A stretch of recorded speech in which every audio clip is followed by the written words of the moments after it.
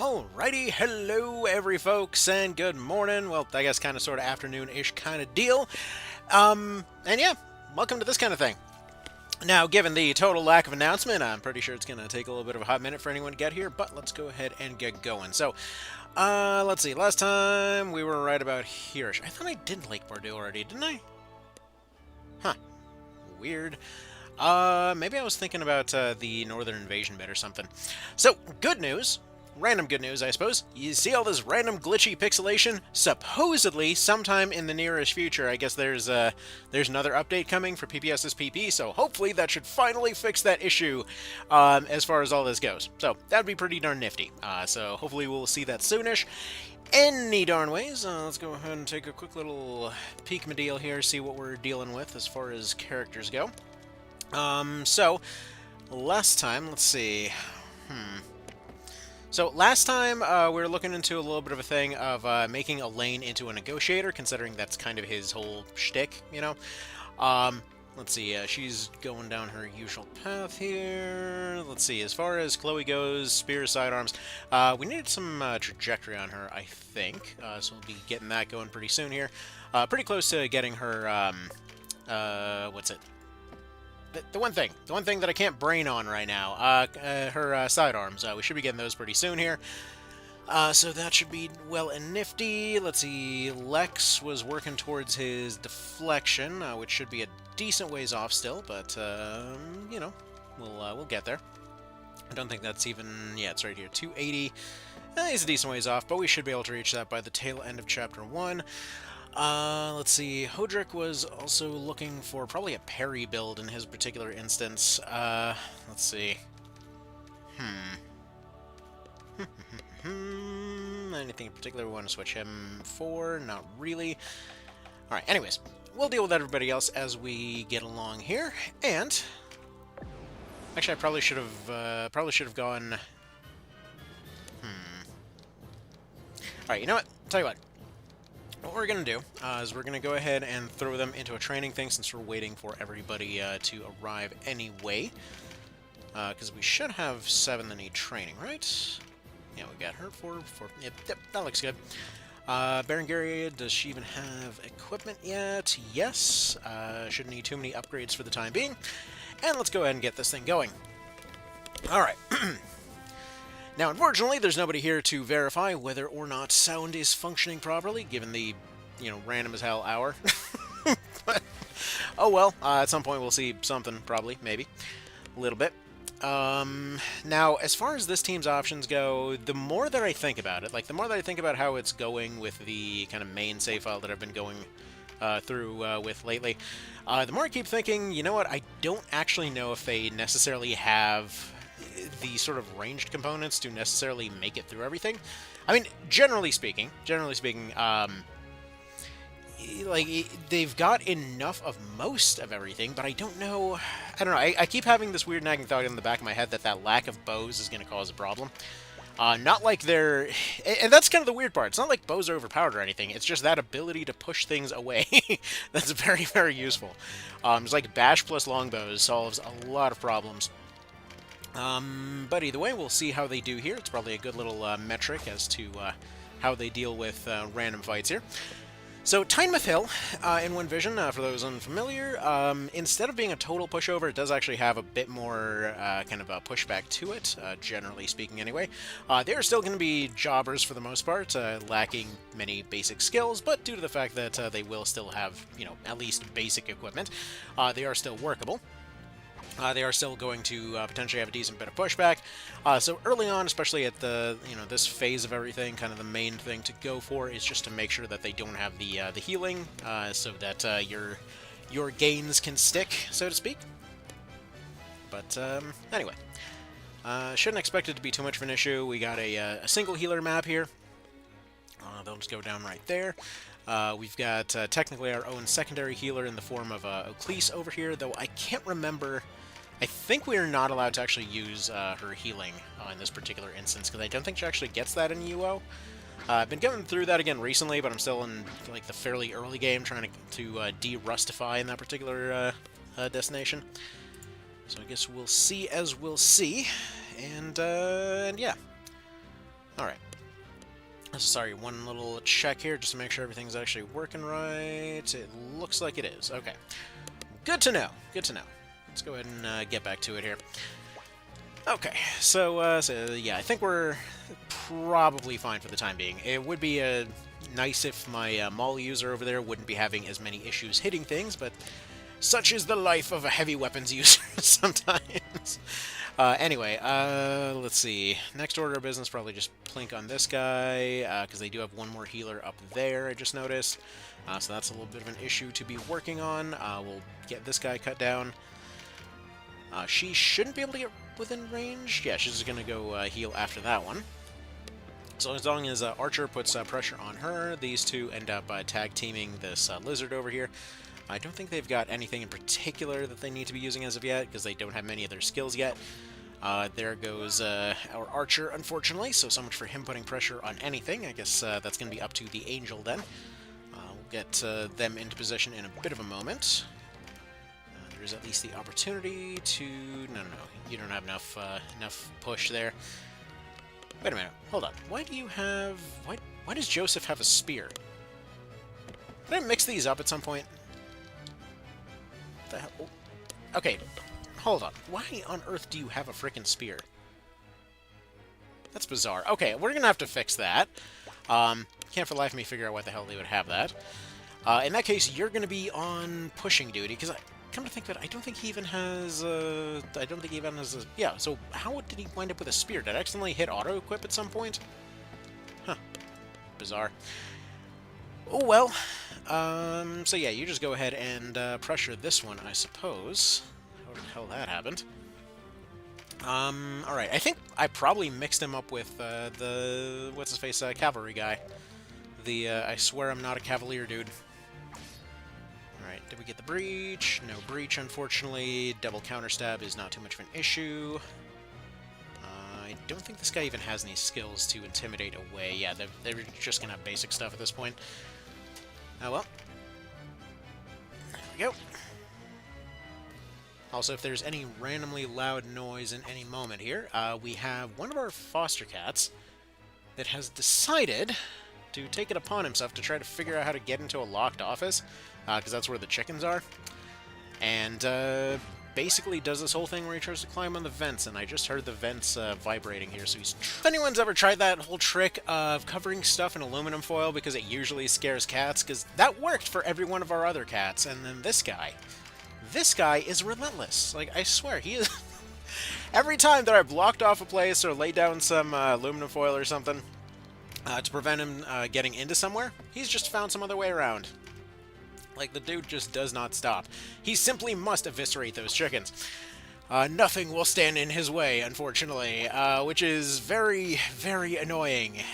Because, the thing is, there's a secondary door, and then another, like another gate behind that secondary door to even get to those chickens. So it's not like he can get into anything, but he gets into our office, which is where, for example, I'm fixing electronics, or where my wife does her crafting stuff, or whatever else. And so he just basically knocks a bunch of stuff over and just starts causing chaos. Because then he panics and figures out, oh shoot, I can't actually leave this room. And then he just starts knocking stuff over all over the place. It's really annoying. So, yeah, that's how that situation's going. So that's a first. And it's actually especially funny because, like, months ago, when I was looking at the kind of a ceiling of this whole area, like, we had a whole area set apart for where we were going to keep some kittens and stuff. I'm like, you know, here, like, they might climb these walls over here, they might climb these things over here, they might be able to, you know, mess with the wires over here. It's like, no, you're being paranoid, that'll never happen. And sure enough, it didn't happen with that batch of kittens, or the next batch of cats after. But then, sure enough, this guy... This friggin' guy is just in everywhere all the time. Fun new adventures, I suppose. Alright. Man, very iffy coffee that I got there today. Not sure how I feel about that. I think I left that sitting a bit too long. Oh well. Alright, we got some full card over there, not really going to help us out very much, especially considering we don't have any trap users, so we don't really have much of a reason to use many cards. So we'll get to that when we get to it. Alright. So, a few little mechanical details for those unfamiliar. I'm hoping at some point people will like pop in with questions and such, but again, it is a very random time of the day. But as far as the cards are concerned, one of the kind of changes that OV makes is that all of those cards will tell you exactly what they do if you mouse over them, so that's generally pretty useful. And also, they're one of the few ways that you can actually make your stats go up in this version. Now, why is it that stats were limited when OV is entirely about giving you options? And simply put, it's specifically to expand your options to some degree, because one of those problems that that oftentimes appeared in back in like, let's say, PSP, and occasionally, I mean, less so in Reborn because everything's just kind of fairly I guess neutral-ish across the board in Reborn, but like one of those things that would end up coming up is that you would end up getting accidentally overcommitted on stats, and oftentimes the AI would be scaling up on you based off of, you know, your numbers and such. So, oftentimes you would find yourself in this weird position where you wanted somebody to do one thing, they would end up being something completely different, and you really didn't have much recourse to go back at that point. I mean, sure, ultimately it was just numbers being higher than they intended to be, but still, if you didn't know how to manipulate levels to essentially down-level them to the point that they would actually still be functional, which, granted, came with its own issues, because at that point you would end up going backwards, and then putting yourself in a position where you're suddenly overpowered, and there's no challenge anymore, and then several hours of potentially being boring until you go back into the New Game Plus version, and then suddenly everything's got pushed back again. But then by that point, it's been such a long time that you're essentially overpowered for that version, too. So, oh man, there was just always one more little asterisk behind every corner, but either way, having the numbers stay relatively still is good in this instance. So that's generally a good thing. Now, in this case, that healer will be a pretty notable threat, so we're going to have 3 of our characters go and stomp on her. There we go, now she's gone. And now we can go ahead and get the archer finished. Depending on our situation, there will be many instances in which we'll have 1 or 2 people specifically dedicated to suppressing healing. But for the time being, just being able to smash through stuff will do well enough. Okay. Let's go ahead and speed through this real quick. It goes silent when I'm speeding through, by the way. Now, main reason that we did that was actually for skill points, since you, at this point, should be able to learn your recruit skill. No, you can't. That's 200. What the hell am I doing? It's at 5 anyway, because he didn't get any points because he wasn't in that fight. Well, way to completely miss the entire point of the thing that I was trying to do. Oh well. Way to frickin' go. Alright, let's see. Iron? Yes, hi there, Pacifico Furrow. Yeah, Ironman run just basically means if you get a game over, you start over from the start, more or less. So yeah, different games will have different rules, but that's what it means in this context. Anyway, let's go ahead and go do some Lake Bordu. We'll get our recruitment skills after that, and go from there after that. Okay. Let's see, Hudrick, Melisandre, does she have a sword yet? Yes, she has 2 swords. We'll get her dual wield later. Technically speaking, she's kind of skipping straight to her promotion. But whatever. That'll be fine. Where's Mr. Joseph at? Sir, I don't know how you wound up with a spear, but fix that problem. There we go. He's got his rampart ore, he's got his heals, he's fine. Alright, that'll do. There's not really anything that should provide too much pushback at this section of the game still. So, like, right now, overall, challenge-wise, it's all going to remain fairly even for the most part. The only more challenging fight, which is actually the one I kind of meant to start off on, was going to be Nybeth, but we're not doing that as of just yet, so we'll get there when we get there. Alright.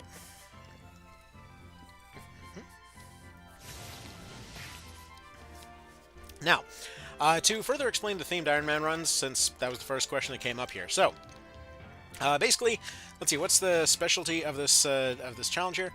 So the idea is we're kind of just taking a team from any other game or setting and remaking it in one vision and just kind of seeing how an Ironman run goes. So I've done a lot of Ironman runs of this mod in its various versions over the years, and that's the thing. When you get stuck into optimization mode, just trying to, trying to go and do everything the right way, so to speak, oftentimes you end up winding up in a loop of just doing the same stuff over and over. So in this particular case, we basically made a team out of characters from Unicorn Overlord. And are just kind of using them. That's why we've got an Angel Knight on the team, since we're basically remaking them as that. So that's why Denim looks different, where he's going to be resembling that game a bit more. That's why Kashua essentially looks like Scarlet from that game.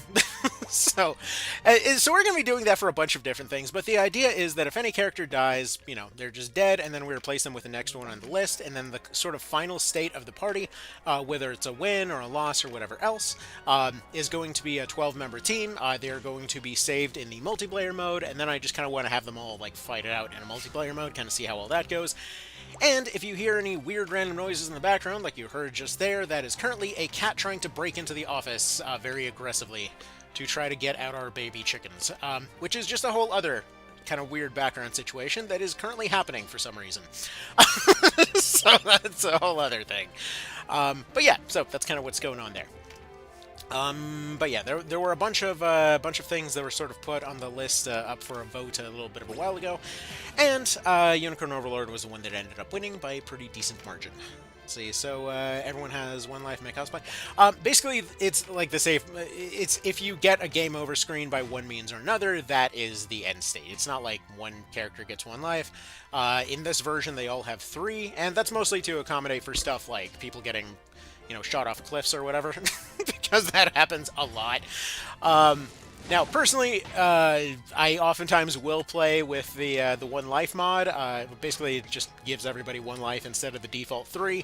But for the purposes of this thing, we're just going to keep it as default as possible. Basically, the 1 life thing just makes it like the Reborn remake. So, you know, it is what it is there. Anyway. So yeah, there's going to be some characters that are going to be running teams that are running classes that are going to be available a little bit later. Though One Vision in general does give you access to classes a lot sooner. So for example, an Angel Knight you can get by killing Branton Morn and getting an Angel Knight class mark from him. Seeing as that's something that you could kind of sort of do in the SNES version of the game. Or Swordmasters are available early in Farampa, as they always could be. Things like rogues can actually be found in the river map. You can get necromancer marks by pickpocketing Nybeth. There's a lot of different options that are available, so there's always that. Now, I will also note that there's one further thing, that there are going to be some restrictions on these characters and the stuff that they can use. Like, for example, Othil over there technically wouldn't be able to use her class's healing abilities unless there was a sort of, like, I guess, what would the term be? I guess role-appropriate way to justify using that. Like, as of right now, I'm thinking, like, okay, technically speaking, she might carry a first aid kit in UO or something, so that could arguably be, you know, the thing we want to go for. But as it stands right now, you know, we probably wouldn't have access to one of those yet anyway, so it's fine. Maybe if it ends up being necessary later, we'll make that argument. Whereas, for example, somebody like Joseph would have access to their healing abilities by this point, so they get to use them. So yeah. Now, there are a lot of different teams that were considered for this whole thing, so probably as soon as this run ends up, you know, possibly failing due to a lack of ranged attacks, we might do something like Final Fantasy VIII just to take advantage of Gunblade users. We might, you know, potentially go for something like FF10. We might go and build a Metal Gear team. I don't know. We'll see how it goes. But today I have you know, a little bit of time set aside to go do some streams of this whole thing, and then I wanted to do like a sort of exploration of the post-game situation when it comes to One Vision sometime around the weekend. I will probably make that more of a overnight kind of stream, and yeah, it's kind of just where we're going from there. So that will be roughly that. Let's see, is he gonna be able to hit back? A little bit unfortunate, but it could be worse. As it stands right now, let's see, do we need to be pushing more, or do we need to be pulling more? Feeling like she needs to take a little bit of a sidestep, take out this Berserker to open up our center lane here. At least get this guy close to dead. Well, we do need some healing. Not really concerned with that as much as pushing through right now, because we want to claim that center area, or else we're just going to be sitting and healing. So we can retreat back Lex here, have him finish this guy off, and now we've got our center nice and open. Go ahead and get you up this direction. Smashify the caster. Probably should save him for something else, but whatever.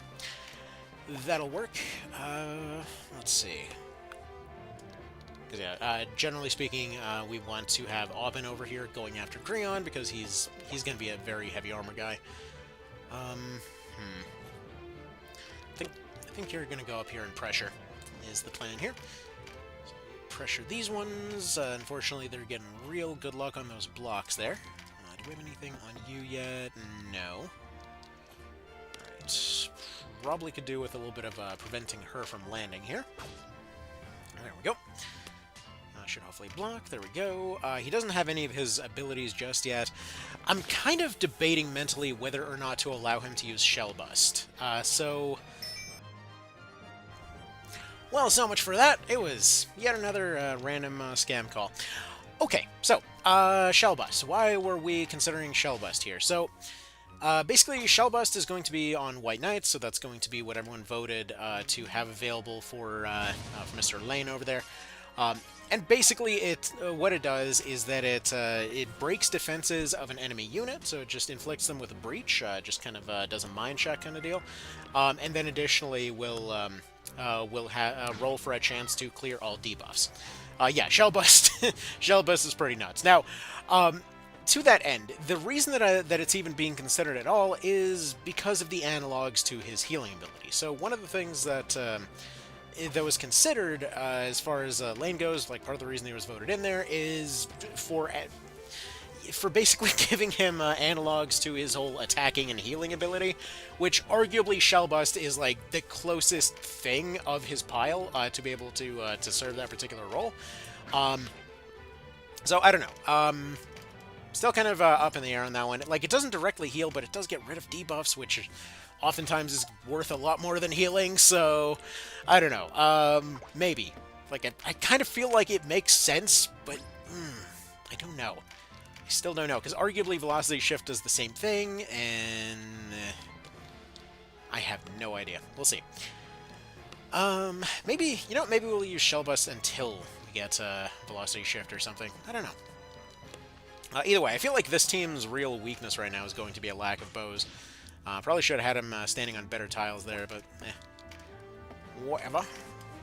As we are right now, it's going to be perfectly fine. Mostly it's just going to come down to having Mr. Berserker Man go and mash some potatoes over there out of their leader, and then we should be good to go. We'll stun that guy and his 2 HK. Go ahead and have you just kind of practice your weapons on him a little bit, seeing as you're not going to be doing too much else useful as of right now.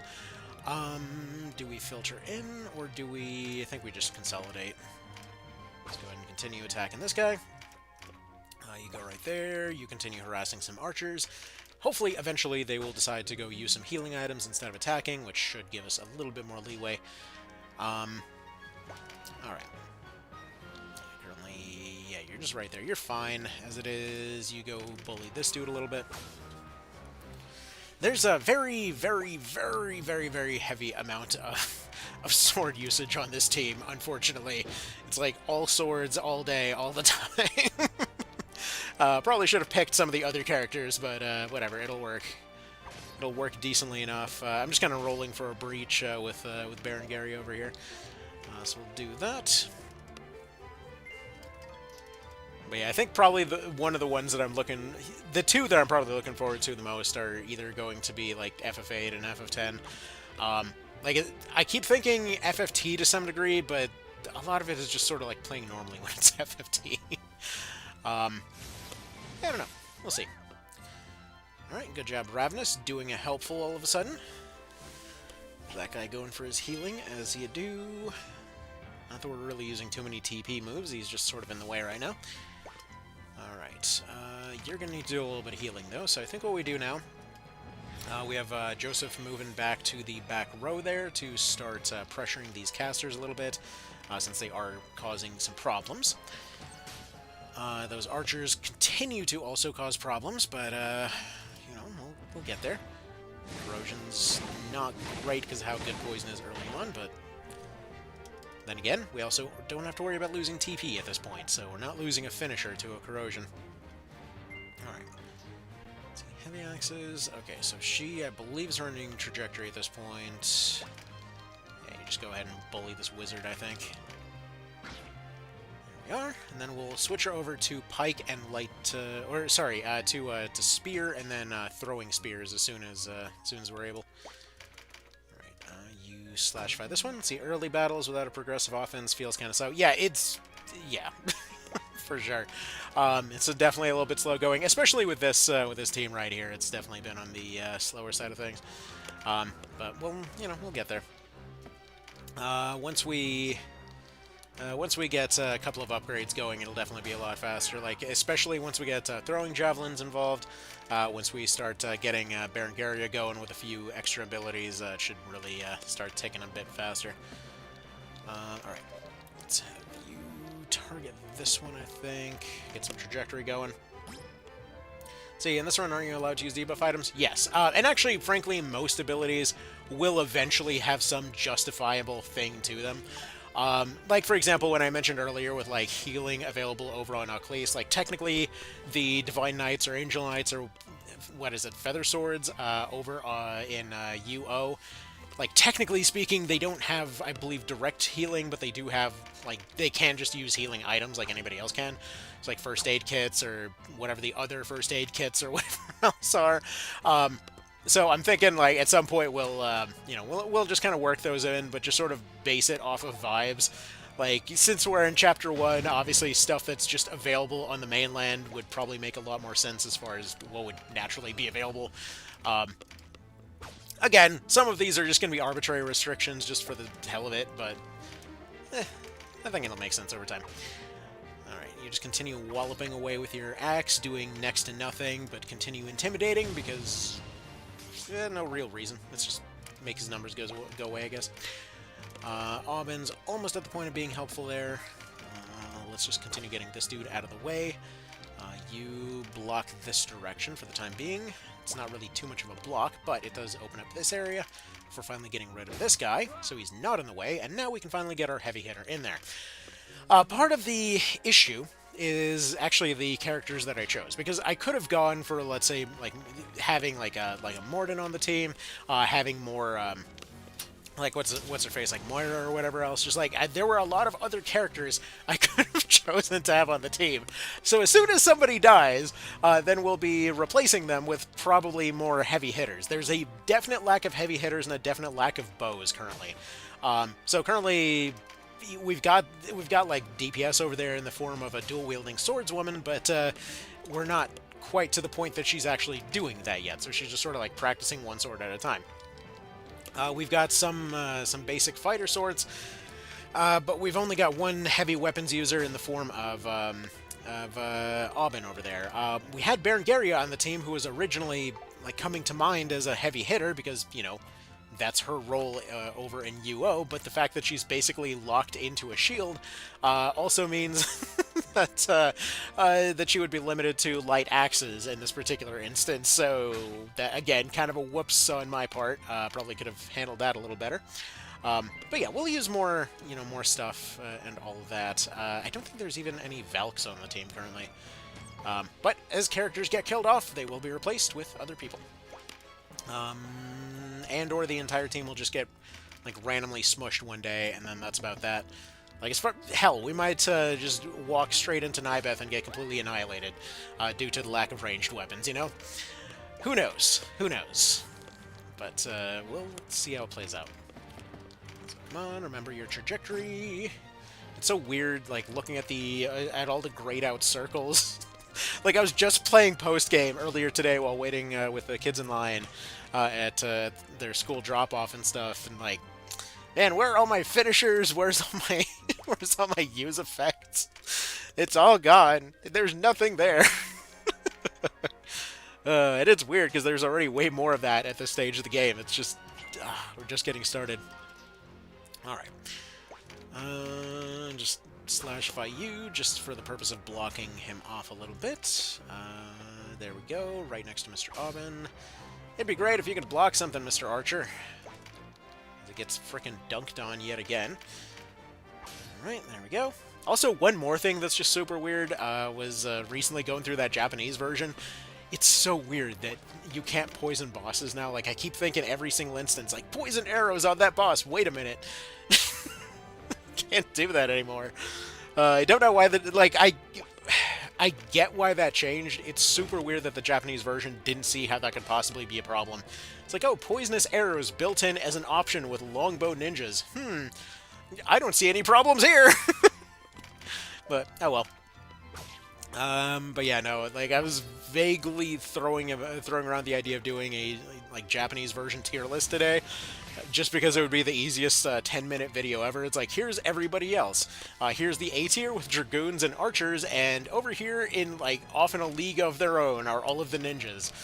Who are basically invincible like knights, who have the movement range of, you know, ninjas because they're ninjas, who have poisonous arrows, which nobody else naturally gets a hold of, who also have access to longbows, which only archers otherwise get a hold of, who also are able to be pretty darn quick, just like all the other speedy classes, who also are basically completely not threatened by a lot of things because they also have decent enough armor options that they're not really targeted by anything.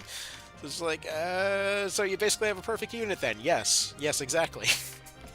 It's very strange that nobody saw a problem in that. I mean, eventually they did. In the Western release they fixed it, but eh. Alright. I mean, I say they fixed it. They were still ludicrously overpowered in the Western release too, but hey, at least they weren't, you know, just like sniping from a million miles away. Also, the cat that I was talking about earlier has now taken to negotiation as his go-to approach, as he currently sits and meows at the door because he realizes that the rafter area type thingies around here have all been kind of blocked for him to go through. We'll see how this works out for him. He's such a cool cat otherwise. That's the annoying part. Like, he's such a dang good cat. Like, he just snuggles up to everyone, he's a complete suck-up to everyone, like, he's such a great cat, and then all of a sudden, he will always try to break everything you don't want him to break. Alright. This is Mr. Grion, Breaker of Faces, speaking of, as he just sits here refusing to die next to everybody else. Alright, nobody let Mr. Aubin get killed off, please. There we go, you're probably going to get counterattack killed, that's okay. There we go. There we go. You, sir. Hammer time this dude, please. Thank you. Like, if you have two heavy weapon users at this point, you're absolutely golden. Like, this guy just goes down like a total chump. Or if you have any heavy casters, which, again, for some reason, I skipped most of the heavy casters, so way to go, me. But, you know, choices are choices. They get made sometimes, and that doesn't always mean that that's a good thing. Gladius, that's at least something on this guy. It's like giving a terrible impression, because you just know that one of the first comments somebody's going to come up with, like, oh my god, I can't believe it's so slow. Like, no, it's not usually like this. It's poor unit choice on my part. Alright. Anyway. Let's see. We got our pike lady, who's going to be doing some pike-related shenanigans in just a sec. There we go. And get piked. There we are. I mean, they're going down slowly but surely. Right. And then Garia, go do your thing. Yep. Yeah, once she ends up getting maybe some, like, slowdown axes and stuff like that, I feel like she's going to do a decent bit better. Because, like, slowdown axe plus intimidate, that is a lot of pushback on a single attack, even if it's not really a lot of damage. So that would be pretty handy there. And in case you're wondering, I also have no earthly idea why I decided to put Berserk over on my Berserker. It doesn't really make a whole lot of sense to do here, but... Actually, I guess... Now, I was going to say we go one tile further, but that's not going to really help here. There we go. He's almost dead. One more attack, and we should be good to go. You sit there. And you, Mr. Lex, shankify this man. Thank you kindly. Now we get our recruit skill over on a lane, which will help a ton. I feel like that's probably going to be our big thing. Like, we won't be able to keep any of our recruits. That's sort of the thingamadeal that we're going to do here, but this will allow us to have more kind of options and such. So, Let's go ahead and get recruit. Pop that sucker in here, because as good as Shellbust is, as overpowered potentially as Shellbust is, nothing is as overpowered as recruit. Alright. Let's go over here, go to our treasures, sell a war bond, sell some obriths. Let's go ahead and buy some swords, I think. Is the main weapon... Oh yeah, I guess we do get sabers at this point, don't we?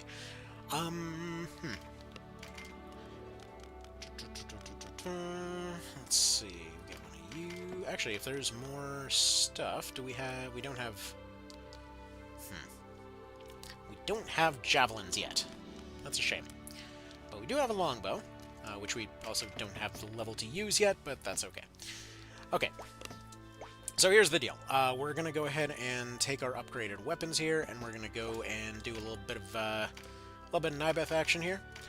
Terrible idea, possibly. It might end the run right here, to be completely honest. But that is a risk we're going to try and take, you know? So, let's see what we can upgrade here. Get some basic swords and such. We don't have any Canopus variants, but we do have an Othil, who needs some better equipment. With some better equipment, she actually has a shot here. So we're going to get a bronze. We already had one of those, so that's just a waste of money. We already have an extra hauberk. Get some extra gauntlets. Get a better sword going over here. Get a better shield, probably. Let's see what we got for shields. I don't know if we have any additional shields available. But... yeah, one thing that we can do is go ahead and upgrade her gear, give her a little bit of extra resistance here, a little bit of better armor, and yeah, she's already got the Gladius. Let's see, we got a kite shield for her, so with all that, she should be pretty decently resistant to Nibeth. Let's see, what can we do? Silent Song actually might be interesting. I wonder if at this stage of the game Silent Song will actually hold up. Because that's basically, like, muting kind of a deal. So I think we'll do that. Well, actually, she's heavy? Yes, she is definitely heavy. Let's see. One thing I want to do, let me see... Get some Spell Strike powder. Here.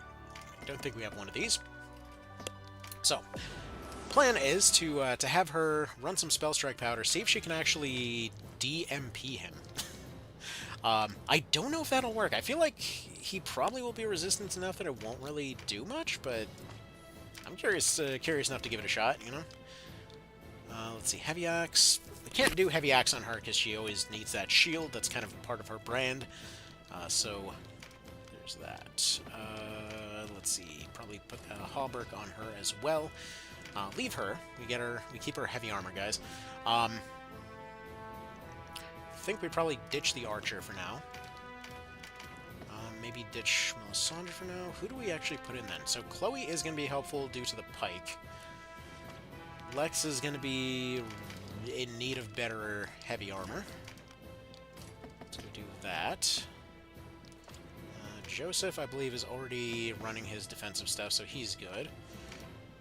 Elaine is also running full defensive, and then maybe we will leave the archer. Yeah. At the very least, they can probably put down some extra pressure on the ghosts. Alright.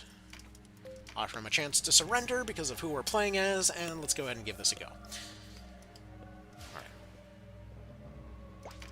Now, first order of business, did I remember to get any... Yeah, we do have spellcraft on you. So, get a staff, get some spellcraft. I'm thinking what we do is we let a couple of waves get in close. We try and overwhelm the zombies, try to shoot down the ghosts. And the cat is at it again. What on earth are you... Why are you trying that again? Like, it didn't work for the last 4 times. Why are you trying it again? This cat, I swear. Alright, anyway. Now... Let's see, I forgot to pick up any plumes. But we do have a strength card, so we'll go ahead and put that on Rolf here. So, actually these guys, if I recall correctly, will be running crappier equipment, so... Yep, and he's back again. One moment.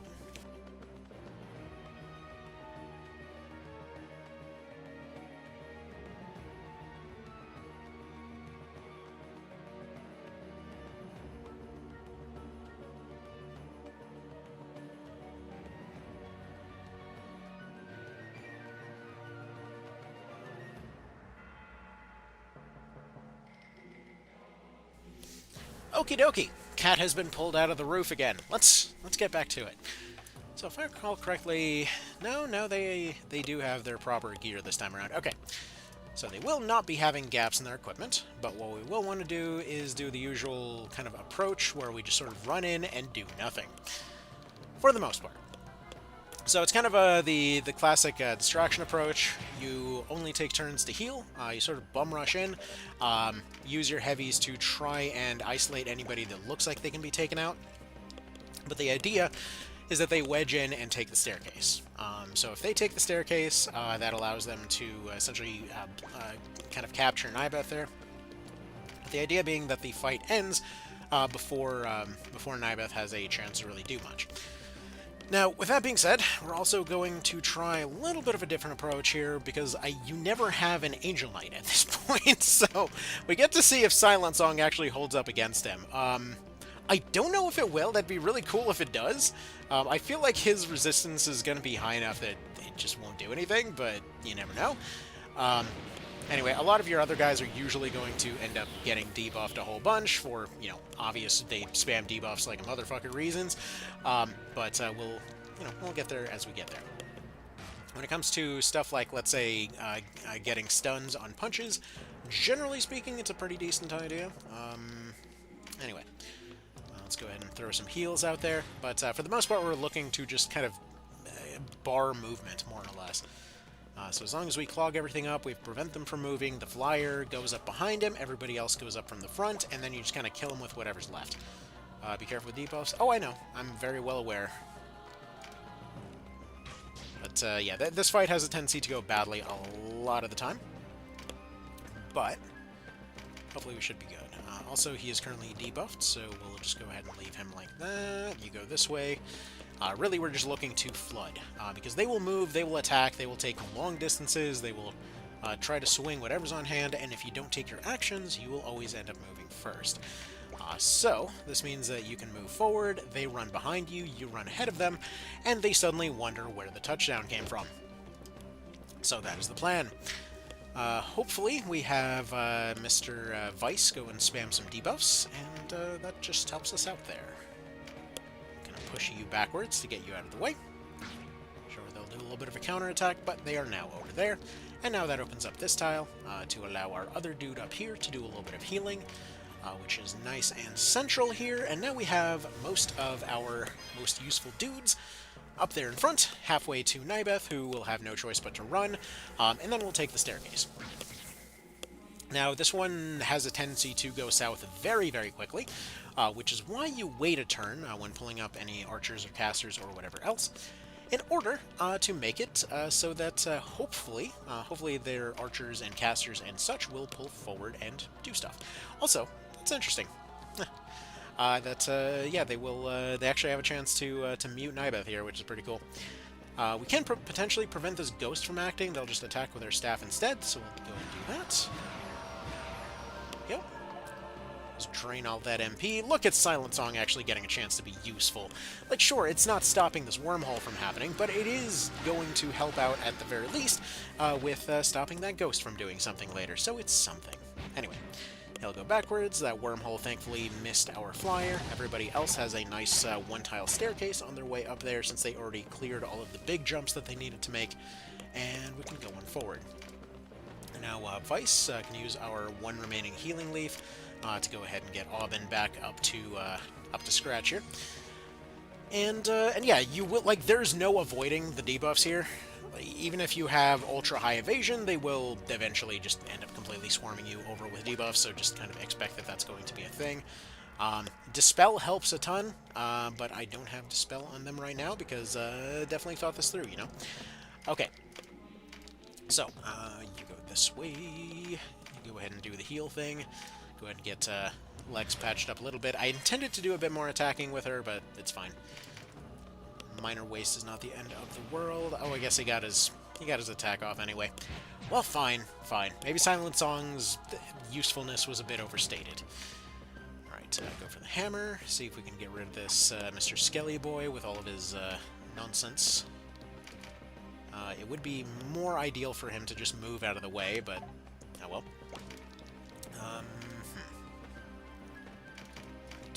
here.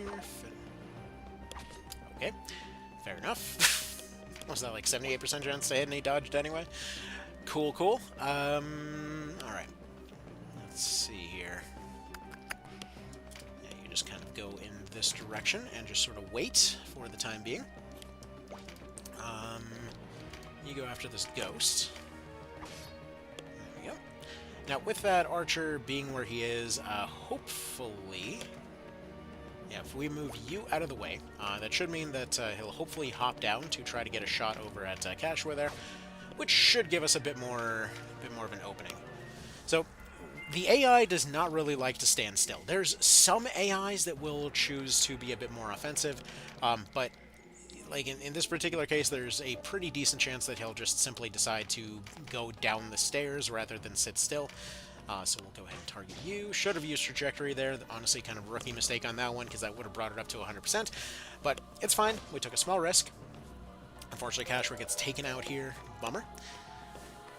But again, she was there as a little bit of a sacrifice to get everybody pulled backwards and away from the team. That one archer is currently holding up the whole plan as it is. But O'Cleese can now get up close and start pressuring Niveth. Let's see. Yeah, Silent Song is still a little bit of a ways away, but I was going to say we just go for the Bane to get him a bit more defensively ruined, but I think for the time being, just taking swings at him will work well enough. He doesn't really have too much in the way of healing. Okay. Now, just to check, do we have any holy water? We don't, because I came into this thing with a plan, but no preparation, as you do. Alright, so, go ahead and slash that one then. Let's kind of stand still for the time being. Knock some ghosts out if we can. Yeah, they're going for that one. If we could get that one archer on the stairs move, that would be fantastic. Alright, dead, sure, sure. And where else are you going? You're going right there? Perfect. Because that means we can actually get a couple of people over onto him. Bad time for a poison tick. But we could technically stun him over here, but we've got Elaine's turn coming up relatively soonish. So you go right there. Ah, you dick. Okay, that's annoying. Usually the ghosts will not choose to take a heal action like that. Oh well, that's alright, we can manage. Now, currently Chloe is not going to be as useful as Aubin would be, so we're going to go ahead and get him back up on his feet. I need that one skeleton to move, though, which will be possible as soon as Elaine gets his turn. Or they'll just move on their own, and that cat is trying it again. My goodness, cat, why? Why do you think that's a good plan? Oh, anyway. Alright. So you go ahead and get bucklered over there, you get pinned over here, and then that should put us in a decent position here. So I'm going to have Berengaria go ahead and circle over in this direction to just, you know, start heading in that direction, as you do. Lex is going to go here as a bit of a backup plan. I believe... No, that's a Lumina Nectar that I have, not the other one. Okay. You're going to go right there. Now we need that ghost to move. Thankfully, the archer did decide to get missed. Oh, man, he's dodging everything. Okay. We have the return of that one archer from the Nothing Burger challenge that just refuses to get hit by anything. Actually, no, that was that a Rune Fencer? That might have been a Rune Fencer. Anyway, so now we just kind of lay into Niveth as much as possible.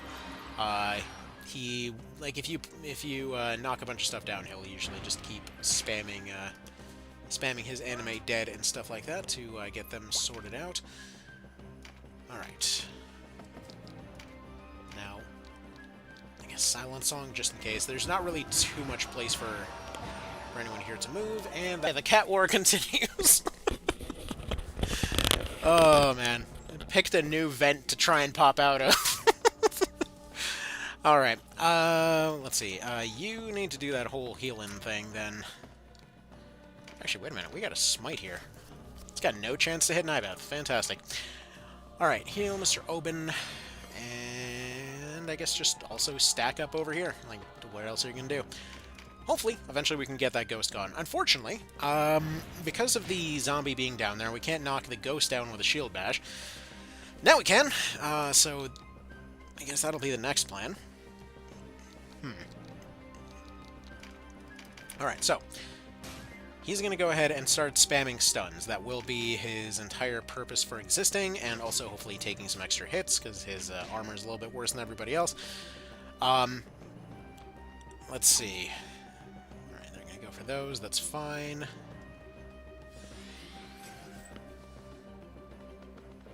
What else? Alright, well, lost our Berserker again, so that's fun. But either way, the Ghost is gone. So that gives us a bit more play here as far as spamming attacks on Nybeth. If we can get him attacked on 3 sides, that would be fantastic. Basically, just anything preventing those ghosts from doing that shenaniganry again. Probably can drop some debuffs off some items or something. But those weakened breaches are doing us no favors whatsoever. And as much as I would like Berengaria to be attacking from the other side there, maybe getting some breach going, I'm thinking probably just have Othil do it. But let's see. Field, dodge, Feeble Mind. Okay. Do a bit of Feeble Mind on Nybeth so he stops sniping dudes.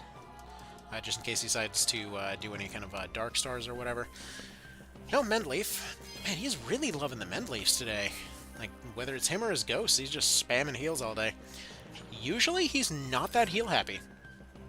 Like, normally he would prefer to go attack a bit more. But I guess if he's got Feeble Mind, you know, it is what it is. Okay, well actually, if he's already taken his turn, then I guess we might as well just go for the Bane here. See if we can get his breach going. Didn't quite happen. All right. You go punch this one. Probably use him as a bit of a sacrifice in a bit of a moment to get Aubin back. So we have more of a heavy hitter on the team. Don't have any two-hander users. Probably should have had some of the mercenaries on the team in retrospect. Which actually, come to think of it, would also allow justifying one of them to use the whole Wukong sword later. Assuming that this run gets anywhere near that far. Alright. Anyway, more Gladius action. Archer's still down. Do we prefer to get back the Archer or the Berserker? Because the Berserker can't really get into position. The Archer's going to immediately get splatted. Don't know yet. We'll see. He did just open himself up a little bit, though. Alright. Lex can get in there with his better accuracy and get blocked, of course. Berengaria can now get behind, and also he's now in a position that he can actually get hit from 3 sides, so that's nice. If Chloe was still around, we would be able to attack him potentially from even more locations, but they already got sacrificed. So, and lots more poison. This dude is a proper boss fight these days. Right, okay, so we can't use Vice anymore, because he, unfortunately has 5% privilege over there. Or I guess 10% privilege. Like, nope, I'm just dead if it's at 10%. Alright, they're gonna waste time going and healing off stuns, and that's a nice thing. Stun not only wastes turns, but it potentially might cause them to waste more turns later. Thankfully, due to heavy armor, most of these guys' attacks are more or less bouncing off. But it would be real nice for one of these Banes to hit. Or one of these breaches to hit, which there we go. We got that. We got Joseph doing his heal thing, so that should keep everybody more or less operating. And I think this is more or less checkmated. We might end up losing a life or two, but I think we're mostly good for the time being. Especially when they consider doing 1 damage on a lane to somehow be a good idea. Let's see, we get Sunspear. Oh yeah, right, we can Sunspear with him. Forgot that was a thing. Okay, well in that case, go do one of those. Go shoot some lasers at stuff. There we go. Now that one was determined to be allowed last time because he's got that whole magic sword situation, so he gets to use basic magic spells. It counts. It's allowed. Man, dude, quit doing drugs and avoiding attacks. Alright, more tremendous shots, because of course, but they do nothing, so also great. Alright. Sir, please hit, thank you. Ma'am, also please hit, would be greatly appreciated. Do Intimidate, and just to prevent him from doing any more Animate Dead in case it ends up becoming relevant. Alright, there we go. See if Othil does anything here.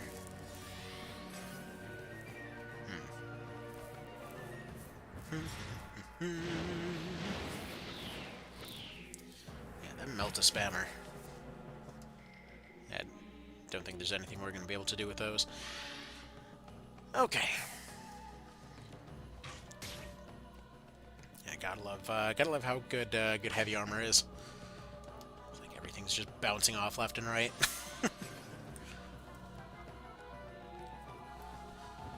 Decay happening. If you could stop spamming that, well, if they stop spamming that, honestly, then it just wouldn't be this fight. What are we saying? Okay. Merciladious action over here. Thankfully does not end up critting, because that could cause unforeseen issues, where he just ends up immediately getting away. Unfortunately, there's nothing outside of stun right now that would kind of prevent him from using his healing leaves.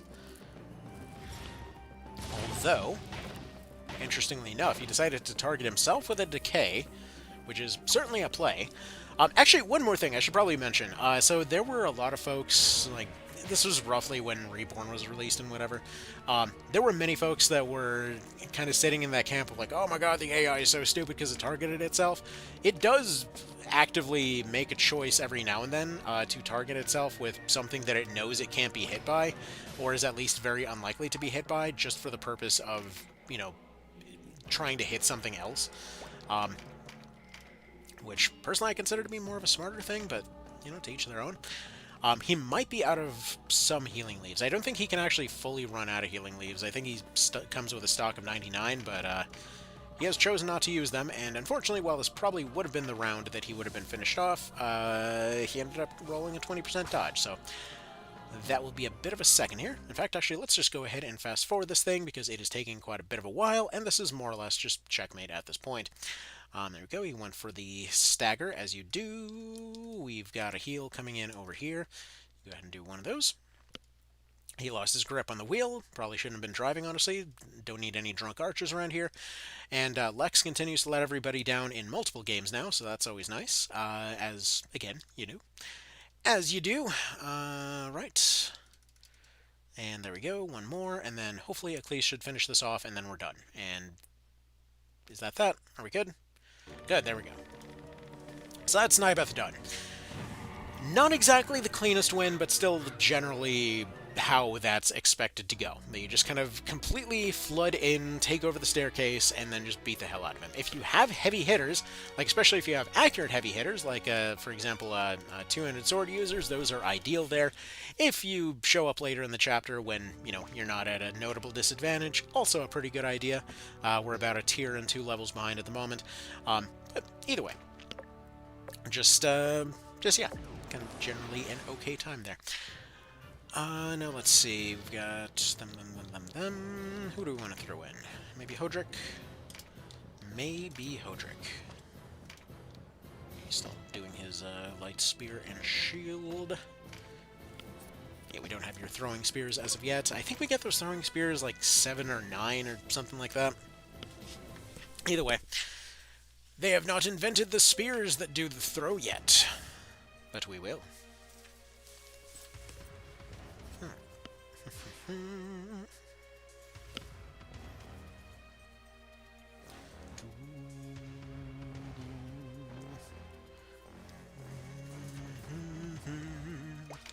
Alright. So, quick little difference here when it comes to this fight. Gamp, you do not want to directly fight him. His Griffins, you definitely do want to directly fight those. They're generally a decent bit squishier than he is. Which I guess technically is kind of true of most versions. But also, because you can control Vice, you actually have a decent chance to recruit that lizard down at the very bottom if you choose to do so. We're not going to be doing so here, but either way, just kind of a neat little dealy here. But when it comes to arching these guys, that's really not working out too well, is it? Yeah, if you give yourself a little bit more of an advantage here, like let's say you come back with better gear, you're gonna have more of a shot here. As of right now, did not end up doing that. Definitely casters do a decent bit better of a job here. Let's see, took my eyes away from the stream after I popped in. Is this a World Tarot set of fights? What? No. This is just kind of a... I don't know what you'd exactly call this. So again, themed Ironman runs basically are what we're doing here today. So the One Vision mod is what we're kind of the rule set that we're playing on. It's a full overhaul of the PSP version of Tactics Ogre. Some consider it to be kind of the other definitive version of the kind of Tactics Ogre experience, basically expanding on absolutely everything in it. Essentially in this case, what we did, popped on a cheat that allowed you to use any classes at all, and we're doing an Ironman run. Just kind of remaking teams from various other games and seeing how far we get. So in this case, we remade it with a team from Unicorn Overlord, and we're just kind of trying to roughly follow their archetypes from that game and seeing how far they get. So this means that we have that Angel Knight over there because you get an Angel pretty early in that game. And other than that, this is just normal kind of new game type stuff. This is just a regular playthrough otherwise, but that's the rule set. If that makes sense.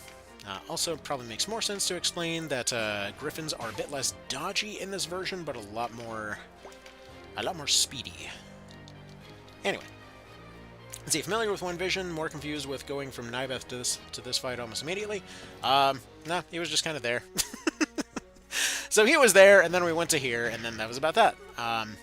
Like, Nybeth you can basically do any time in Chapter 1, and then if you want to do other stuff, then it's just kind of there whenever you want it. Yeah, you can follow the story path or branch off to go handle Nybeth. There really was no reason to do it slightly, like, at that exact time. It was kind of exactly at an awkward time, though we didn't do it super early. Didn't do it for the purpose of unlocking Necromancers or anything. It was just sort of on the way. So, that's when it happened. Alright, yeah, cool. If we could stop rolling 30%, that'd be amazing, actually. Yeah, as soon as we see a game over screen, that's when we just pick another game from the list of stuff to be remade and go for it again. And the idea is to just kind of see how they do. Do this with enough games to eventually get to the point of making sort of like a multiplayer tournament out of it. And, yeah. That will be about that. Hopefully, at least some of them make it far enough to make that a reasonable possibility.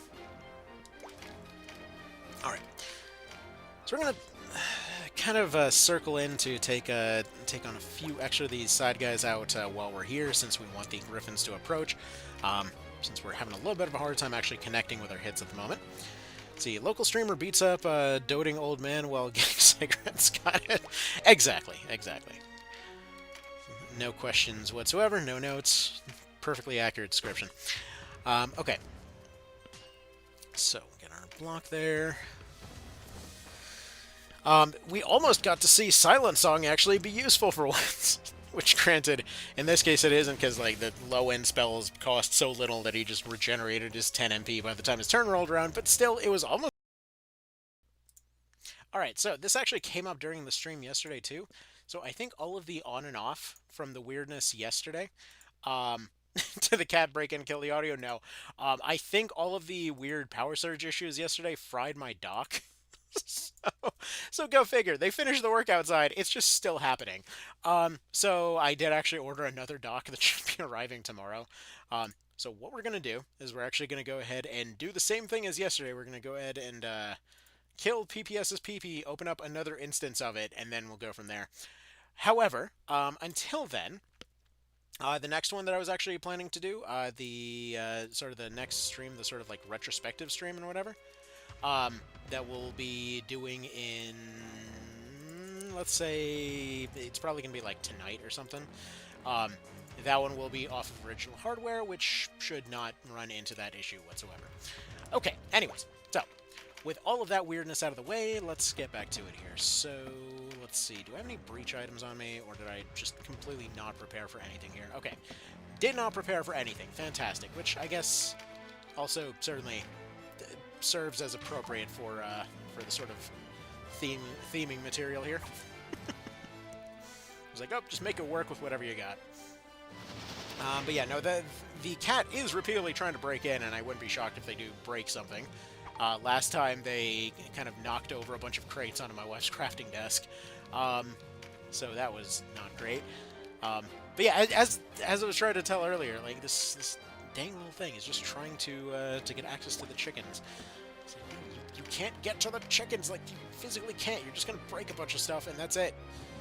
Why do you gotta be a jerk? You're such an awesome cat. Like any other time, they want to snuggle in and just get pets and just be all adorable and stuff. And you know, a toddler goes to bed and they go over and he's like going and serving as her pillow and stuff. Like, how are you gonna be so cute one second and so destructive the next? Also, for that matter, why did whoever built this house leave a ginormous gap specifically around one of the rooms? But, oh well. It is what it is. All houses are going to have their quirks, I suppose. Alright, so, now that we're getting repeatedly thunderdunked by the birds that we're supposed to be hunting here, yeah, this team is not very cohesive. That's kind of the one caveat to all of this, that like a lot of times there will just be teams that if you pick the wrong people from their roster, it just might be completely incohesive. Definitely a learning experience for next time, because I really do not necessarily expect this one to last very long. Go ahead and intimidate, hopefully get rid of some of that TP so they're not talon diving as hard, and okay, that did not work. Let's go ahead and not even shield bash, apparently. Man, Hodrick, you are awful. Oh well. Got his Mighty Strike for next time. Mr. Joseph probably would be better off healing, but we need to do something to Obda here. So, at least it's something. We got the stagger off. He's actually going to go over here and start pressuring the healer to try and prevent her from getting close, because he's got Rampart Aura. Hopefully he can keep her out of the fight, because as soon as she gets into play, we're going to have a problem.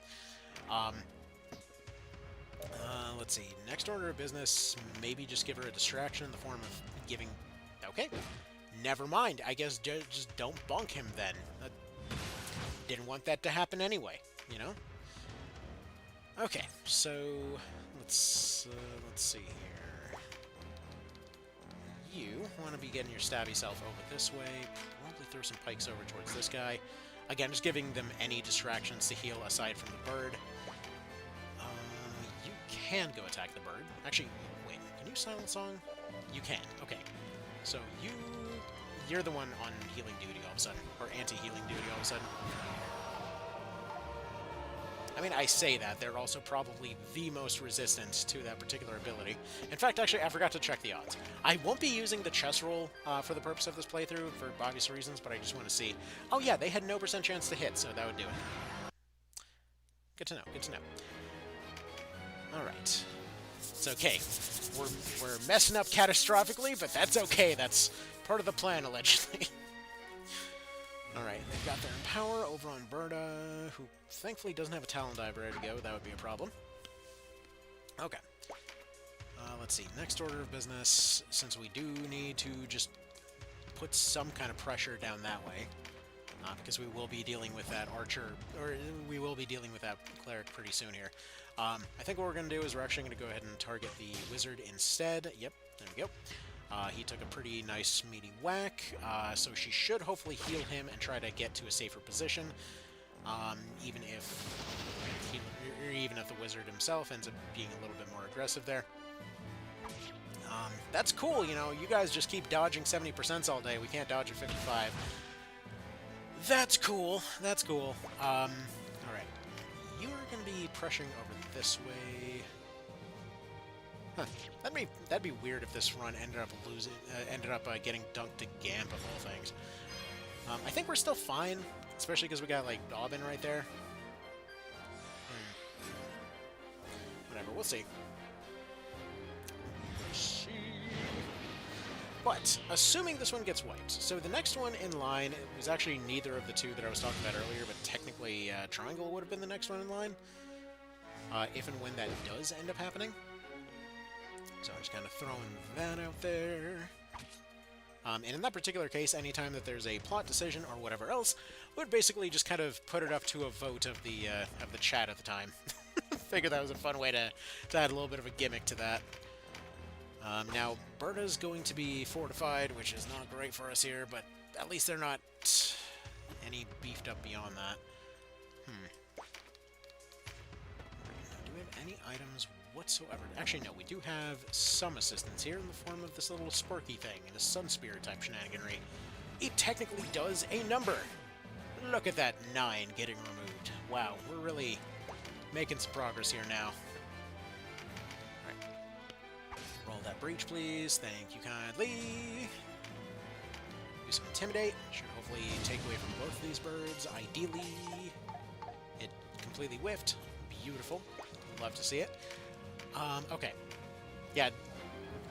Like, I'm pretty sure these classes were not even meant to function this early in the game, as you would kind of expect.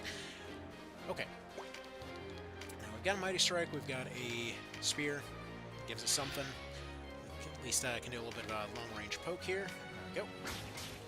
Now, all we gotta do is get him down to about 30-ish%. It's not actually a huge amount that you gotta get him down. So we should possibly still be fine. Okay. Now, actually, that's really good. Okay. Yep, we'll take it. Would really like to see a little bit more crit action there, but ooh. Actually, that actually worked out really, really well. Perfect. Got the classic double berserk, and I didn't even notice it. Alright, next order of business. Go ahead and put a little bit more pressure from this side. They're getting close. We only need a few more hits to get this done. She is just barely too far. See, depending on path, this party might actually have a harder time by Chapter 3, I think. Yeah, that's the thing. They are lacking in a lot of categories. It was a...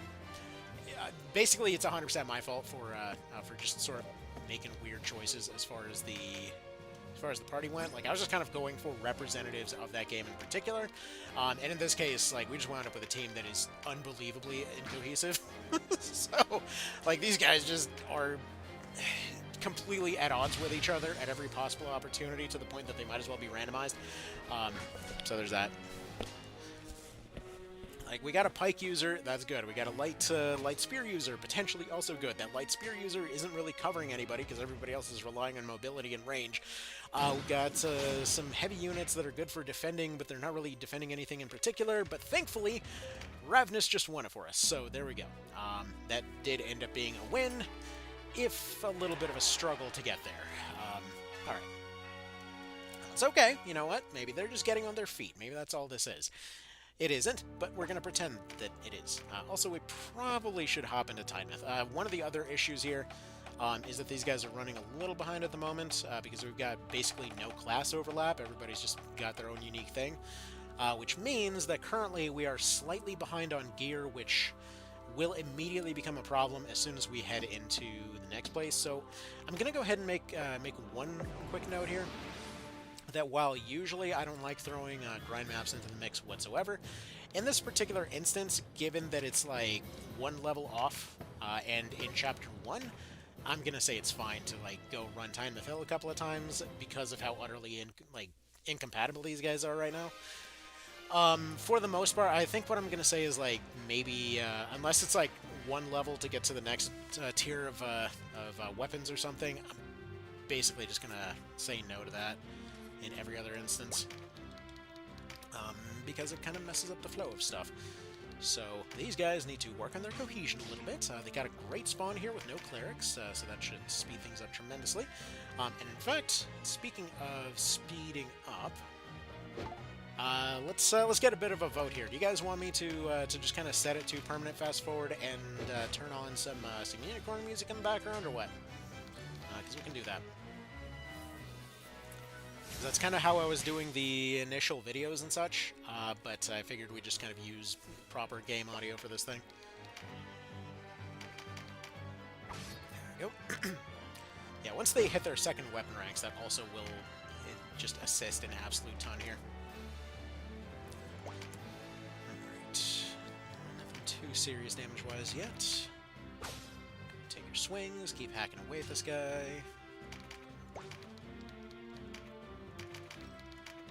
Spear action over here. She's definitely going to see a little bit of a drop in power once javelins end up coming into bear, but that is part of her build after all.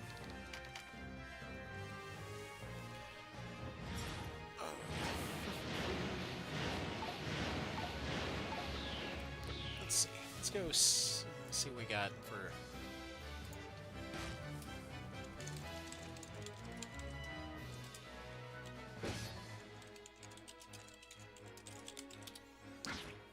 Let's see. We got that night theme.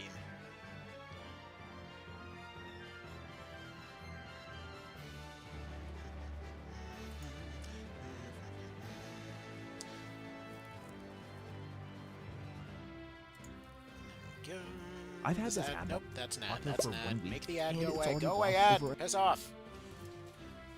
It's an ad for an ad blocker. Why are you so ironic? Bad. Bad ad. Go away. Alright. Nobody voted. We're doing it anyway. So, fast forward to make it all go faster, and you go this way, spearify this one. You go this way, cut this one. Where's the music? Why is the music on?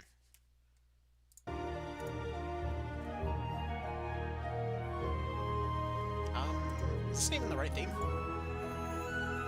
It doesn't feel like the right theme. Yeah, I think this is like just the faction theme. No, did they take away... Oh man, did they actually take down all of the Unicorn Overlord music? That would suck. Hold on, I gotta figure this out.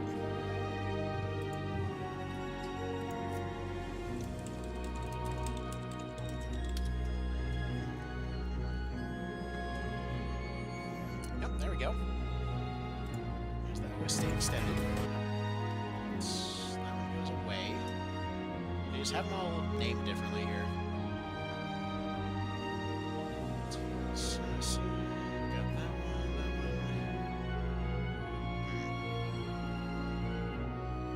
Where is the one for... Is it just the corny themes that got taken down? What the hell? That's weird. Well...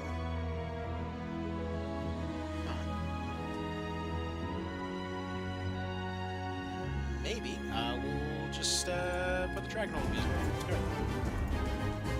There we go. We'll just put on the best theme in the game. How about that?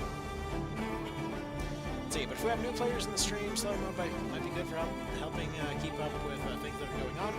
True. It's very true. If we get newer folks in here, like if we have any newer folks in here, we'll slow it back down. So just kind of let me know if you are a newer folks. And you would like it slowed down. But for right now, we're just kind of going into this particular area, doing a couple of time with runs. So I figure for this, it ends up working out decently well.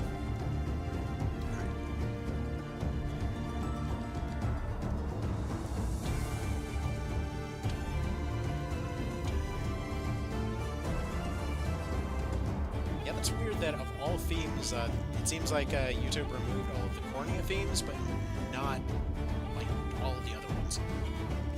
Kind of a strange choice, but a choice all the same. So apparently everyone's stunned. That's just not a good time. The music's fine, but it's a bit loud. Trying to listen to the conversation in the bar. Okay, got it. There we go. How's that? Let me see how loud that was. Oh, wow, that was really freaking loud. Sorry about that. Yeah, let's actually put that down a little bit more. Okay, how's that? We good now? We alive? Perfect? Okay. Glad to hear. Okay, sorry about that. Yeah, again, hard to tell. Hard to tell, especially if you're bad at this. So, we got that. Man, just Hodrick over there is just going out of his way to be disappointing. Alright, you stay there. Unfortunately, we apparently got a dagger user in here somewhere. So you think might be the sort of TO fan that's been playing it for about as long as you. Start with KWell and Personal Lord of the Caliber. We've done more deep dives than I have. I mean, it's just one of these ones that you kind of just come back to over and over and just find something new, you know? Like, one of those other streams that I wanted to do this week was actually for Night of Lotus, because I've been going and doing another playthrough of that one, and, you know, I did a couple of videos talking about that. I meant to do a retrospective kind of thing, but just never really got around to it, because that's when I started a new job and ended up working third shift, and kind of kept having this idea of like, oh, I'm going to go home and I'm still going to work in some time to go do some videos every now and then I, like get back home at 5 in the morning, like, oh wow, I don't remember consciousness. So there's that. Yeah, life is like that sometimes. But anyway, as it stands right now, have a couple of weeks here where there's an opportunity to do a little bit of something or other. So that's why we're doing these. Hi there, True Light. What's up? Well, currently, we are doing a little bit of themed Ironman runs, as you can expect from the title here. So we're currently, we just barely survived doing Nibeth, and we're trying to make some progress here. Currently doing a little bit of prep before going into Balmusa. Got a little bit stretched out because all of these different units are all different classes, so experience kind of got a little bit stretchy, as it were. And basically everybody on the team, outside of a couple people, are vastly underperforming right now. There's basically little to no cohesion with these guys, so we're trying to make up for a lot of weaknesses in the team. But we'll get there. We'll get there. All right, Nibeth fight is rough early. Oh yeah, and managed to pull it off, but yeah, the cohesion behind these guys is appalling. So trying to get them a few extra skills before we go into Balmusa to make sure that they don't get massacred themselves. Speaking of massacres, I gotta say, very random note, but of all of the things, there's only one negative thing that I can ever say about the PlayStation Vita. Because as much as I love that device, it's my favorite thing, it's one thing that I record off of all the frickin' time, but when it comes to moving games around, it's one of these ones that's it's got some weird choices that were very of the time, I guess you could say. Like, there was this one brief moment where, for whatever reason, they had decided that save games need to be saved along just with the software itself. So it's one of a few, a small handful of devices where if you ever decide to delete the game itself, your save games go with it. So, I was probably 80% of the way through an MGS2 run, and then realized that I had actually put the wrong one on there, and I meant to have just, MGS2, and then ended up putting 2 and 3 instead, so I was like, I want to save, an extra couple gigs of space, so I'm going to go swap these out, put 2 on there instead. And then, lo and behold, I go back, I load it up. It's like, oh, guess what? Your save doesn't exist. Like, oh, shit, I forgot about that. I've lost so many saves to that over the years. It's wild. Anyway, let's see. Angel Knights are an anti-undead. Yeah, let's see. Who can even heal on this team? Do Angel Knights have healing? Angel Knights do have healing. And I mean, do we just let them do that? Yeah, I mean, I guess we could. They have the slots for it at this point. And arguably, they would have a first aid kit and unicorn by this point, so arguably, we might as well just let her do the healing thing at this point, because, yeah, the healing on this team is, limited.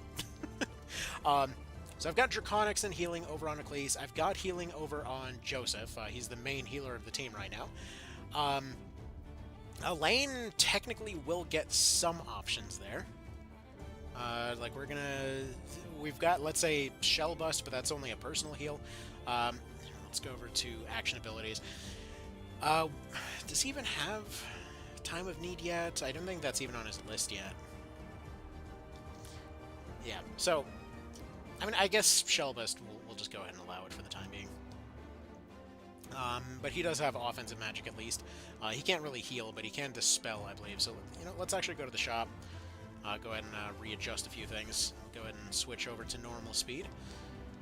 Get rid of all these bronze, all these copper, get rid of all but one of these silvers, and we'll go ahead and buy some stuff. So, first of all, let's see, as far as dispelling goes, what do we got? So, looks like our Angel, White Knight, yeah, looks like a lot of our characters would be able to use this. So I'll pop that sucker in there, Bravery, get a few of them, a couple of heals, a couple of Sun Spears. Y'all think Ecclese gets access to Sun Spear? Because technically she does have that same magic sword thing, that was the exorcism, that was the kind of justification last time. So, arguably she should have access to that. Again, a lot of basic utility abilities Unicorn characters would have access to simply because of items. So like, let's say something like Mute. I know that there's a magic shutdown item, so he would be allowed to use that. Exorcism. Do we allow them to use Exorcism? Because technically that doesn't exist in Unicorn. So there's that too. That it might just plain not exist in their universe. But they also have angels and stuff, and also no undead. So did it maybe exist so hard that all the undead don't exist anymore? I don't know. But that's certainly an argument to be had, I suppose. Let's see. Let's move you over here. Let's see. You get a heal. You get a Sun Spear. This Angel Knight can get up to heal 2 to 3. Yeah. Only goes up to 2. Go like. Okay. So actually, that's the thing. So if you're saying it only goes up to 2, like that 2 is the maximum. I'm not. So first of all, one thing, I don't know where anybody like is coming from as far as how familiar they are with Unicorn or how far familiar they are with One Vision. So just to kind of throw this out there, if you're unfamiliar with One Vision, heal got totally reworked. So like heal maxes out at 2 and it scales super hard. So like a heal 1 can heal up to like 400s in this particular instance. For context, that's basically like a high-end tank health bar. So heal is fantastic. But yeah, no, it scales off of mind really well, but it also scales off of other effects really well. So like Og Light scales it really darn well. Heal craft actually matters. I think to some degree even Lightiverse actually helps. So yeah, played One Vision once, so I'm not familiar with it much. Okay, so yeah, no, it's like exactly the heal that you always secretly wish the game had, basically. So I'll show you in just a bit of a moment when everyone has their heals up, just to show the difference, because yeah, it scales real hard off of mind, which gives it a lot of extra options. Anyways, with Melisandre here, I want her to hopefully get her double attack here, try to have her throw some stunning rocks. Let's see, mainly vanilla. Yeah, no, One Vision is incredible by this point. It was pretty darn awesome for years, but by this point, it's just an absolute chef's kiss kind of moment. Okay. And yeah, Lane was allowed to use Recruit because he's always recruiting dudes. We just can't use them permanently. Alright. Alright, so by round 2, we'll all be able to run our heals, and then we'll go from there.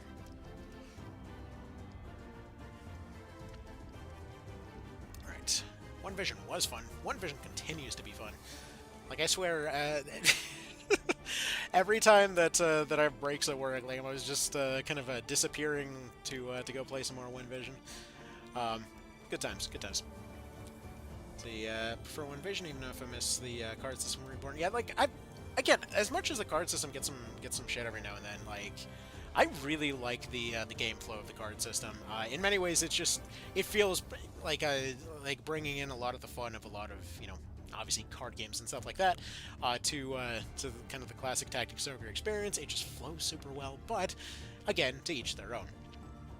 Like, everyone's gonna have their favorites. I constantly hop between Reborn and One Vision, but One Vision's always just been like more convenient for me for the most part. I even tried getting a Switch Lite for a number of months so that I had Reborn on me. I tried modding it, but the mod chip process was a bit much, and I didn't really want to risk it. So ultimately, still old keeping a Vita on me and keeping that good old One Vision action happening, and then just kind of like remote playing it off of a PS4.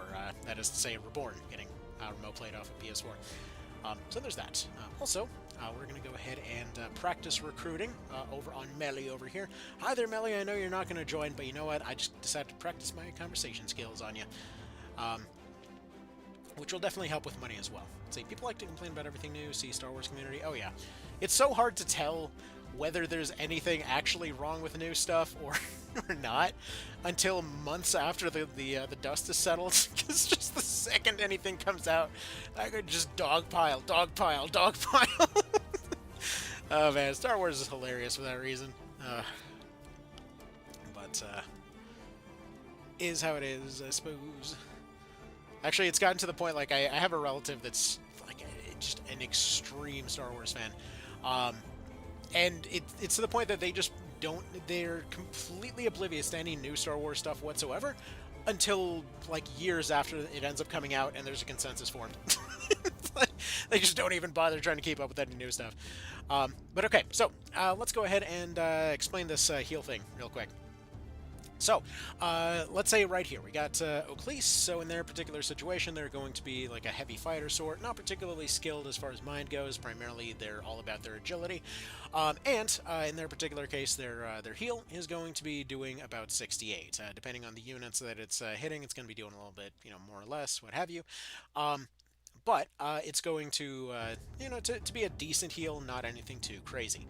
Additionally, in their stockpile at this point is going to be Dispel, which is going to essentially be Ease from the original, PSP version of Tactics Ogre, where it's one debuff out of the pile for everybody there, but it's also going to do the same thing that Dispel used to do, where it gets rid of one activated ability as well. So it's basically both offensive and defensive, as most things in One Vision are. Additionally, we've got Sunsphere over there for just doing some basic missile abilities, but all of the different spell categories also will work a little bit differently, where, for example, missile spells are basically a magical gun and pretty good against armor, with the higher tiers basically able to punch through like a heavy weapon would, but AoE splashes like Firestorm or whatever else would be good against lightly armored targets, but not very good against heavily armored ones.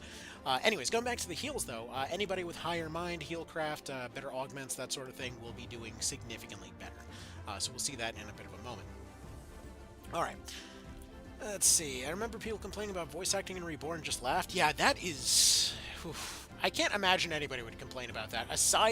There's only one exception I would ever make to that particular argument, which is just Felicia, which was just strange, and apparently a bit of an in-joke for the devs, so who cares? Because nobody knows how to get Felicia anyway.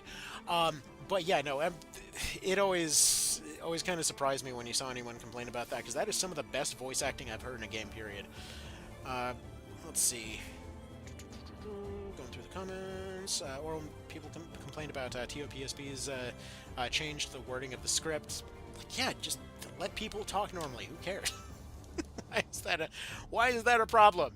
Why does everything have to be a freaking problem? Like, it's too much. It is just too much. Like, I get it sometimes when there's when there's legitimate complaints, like the From Mission 3 one where it looks like, clanky ass, but when you...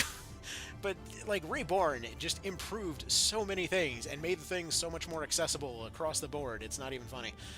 Also, it occurs to me that I tried to make an example out of how to use heal on these different units, and, well, we don't even have our main healer on the team right now because currently Cashwa's not on the team, so, yeah. Anyway. Alright, we'll leave this archer to be recruited in a bit of a moment so that we can steal her stuff, but we will go ahead and Sunspear this dude and carry on from there. She will be performing a lot better once we get her Augment Light. For the moment, without augments, she's going to be fairly limited. Alright, anyway, let's go ahead and get trajectory going, go for the long-range poke on this guy, take a bit of a diagonal next to this bush, and there we go. Alright. Let's see, also, never comment on videos, but I'd like to say thank you for making content that's fun to watch. Well, I'm glad you're enjoying it. It's definitely a niche topic, so it's always great to hear when people like this stuff. There's certainly, certainly plenty of, like, oh, why cover this as opposed to anything else? It's never going to get popular. Like, yeah, I know. I know. We're screaming into the void for our own amusement. Alright, anyway. See, Reborn was my intro into Tactics Ogre after scoring the SFC card in a box among a big box via Yahoo Japan. Nice. Thinking the game looked interesting, picked up the remake. How could anyone hate the voice acting in this game? Such a weird complaint. The VAs have been awesome from what I've heard so far. Just beat Dorgy for the first time last night. Yeah, and like they went out of their way to do a lot of stuff that most kind of voice actors wouldn't even care about. Again, one of my favorite things from those interviews when they were making Reborn was they're like, yeah, we made sure to keep people far apart. We made sure to scream at each other until their voices were raspy to give them that proper raspy feel.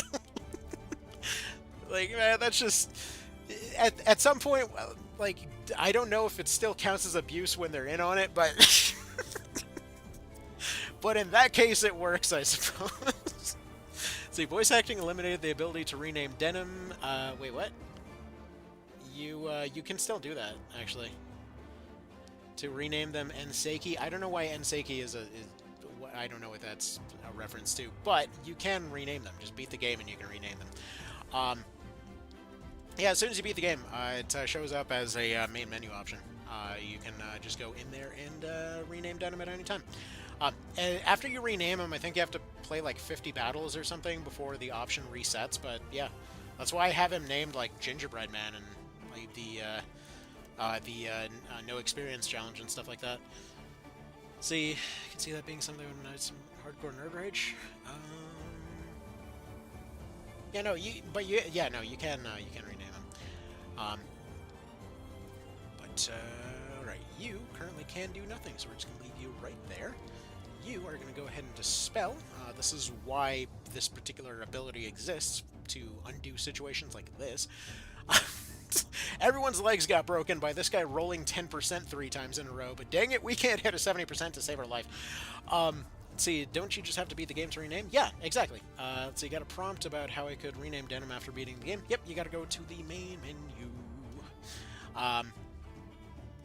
But yeah, no, there were a lot of changes in Reborn. A lot of very, sometimes quiet, sometimes unsung changes, sometimes more obvious ones.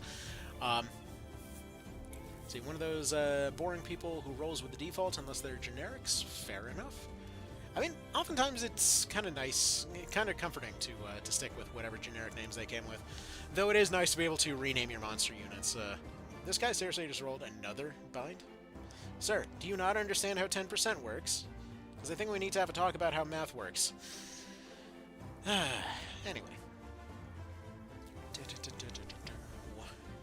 And he does get the one unit that's not able to currently fix herself. Fantastic. Alright. Well, let's see. What do we do here? I think we just have him rush down this cleric at the moment. Do that whole thing. You try to finish off this lizard eventually. One of the downsides of having a pike user up close that keeps getting unlucky as our archer is about to die yet again. He likes to do that. Let's see it. I like to do an adopt. Sorry, I hit the mute button by mistake. For FF14, generally defensive players, so they tend not to survive, but occasionally casualty is still heartbreaking. It also results in nonsense parties. I have not played that one, but we'll take your word for it. Yeah, no, I've gotten a lot of requests over the years, just like, oh, go play FF14, go do the MMO one, go find all the Tactics Ogre stuff in there. I'm like, no. Like, I already have this long as hell backlog of games that I'm supposed to cover because they sent me review codes and stuff like that, and it's like, it kind of sucks to have those moments when somebody trusted you with a review code and asked you to go help advertise their thing, and you can tell that they care about whatever the thing was, and then you're looking at the time, and it's like, let's say with like Aiden Chronicle there, like, gotten multiple things from them at this point. That's why we're doing a stream of it later on, probably during the weekend or whatnot, and it's just like, it's like there just isn't a spare 100 hours laying along to completely learn a new thing. But it's like, I can tell it's well made. I can tell they really try. And like every time I boot it up, like it's just like slowly getting mentally incorporated, but never quite flowing the way that I would hope to. Like, I have yet to get into that sort of like flow state like I did with Suiko 2 back in the day. But like, I can tell it's good, just haven't quite gotten there yet. Also, the cat is about to try shenanigans again, in case there's sudden muting. Mr. Tums, why? Why are you doing that? It's a bad idea. The last 6 times have been a bad idea, too. Why are you so stubborn? No. Okay, well, you just reconsider over there, okay? You do your thing. Alright, we'll see what he decides to do. It's a good game, but long, yeah, and, like, that was the thing. Like, you can tell that they really cared. It's just, it takes a long time. Everything takes a long time. Like, specifically what comes to mind is that mine section of, like, here's this thing that would be a short side quest in any other situation, and you're there like, okay, we passed through the first section of the mine, there's going to be a boss here, right? Pass through the second section of the mine, there's going to be a boss here, right? Pass through the third section of the mine, there's going to be a boss here, right?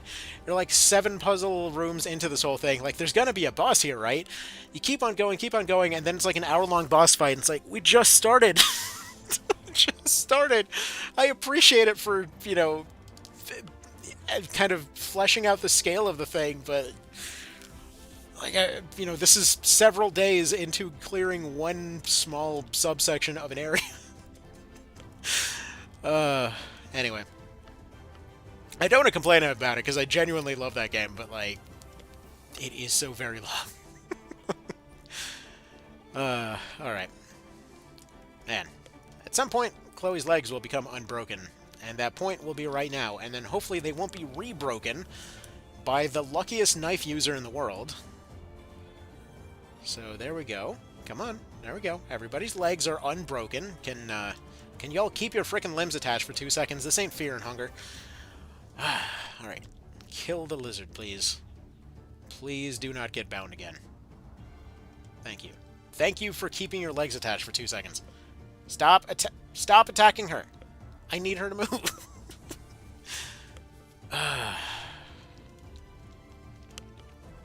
Man. This guy with his frickin' binds. I swear. I need my pike lady to go over there and get my...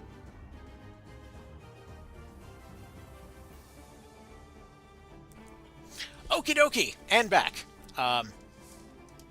So, let's go ahead and do this thing. So, I think I'm... What do we even do here?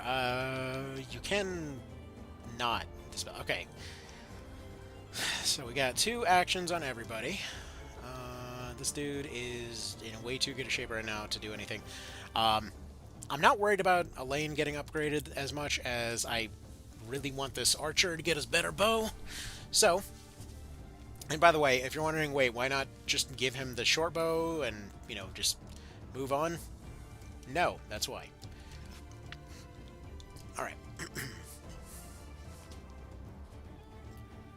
Well, look at him. He's actually getting weapon ranks.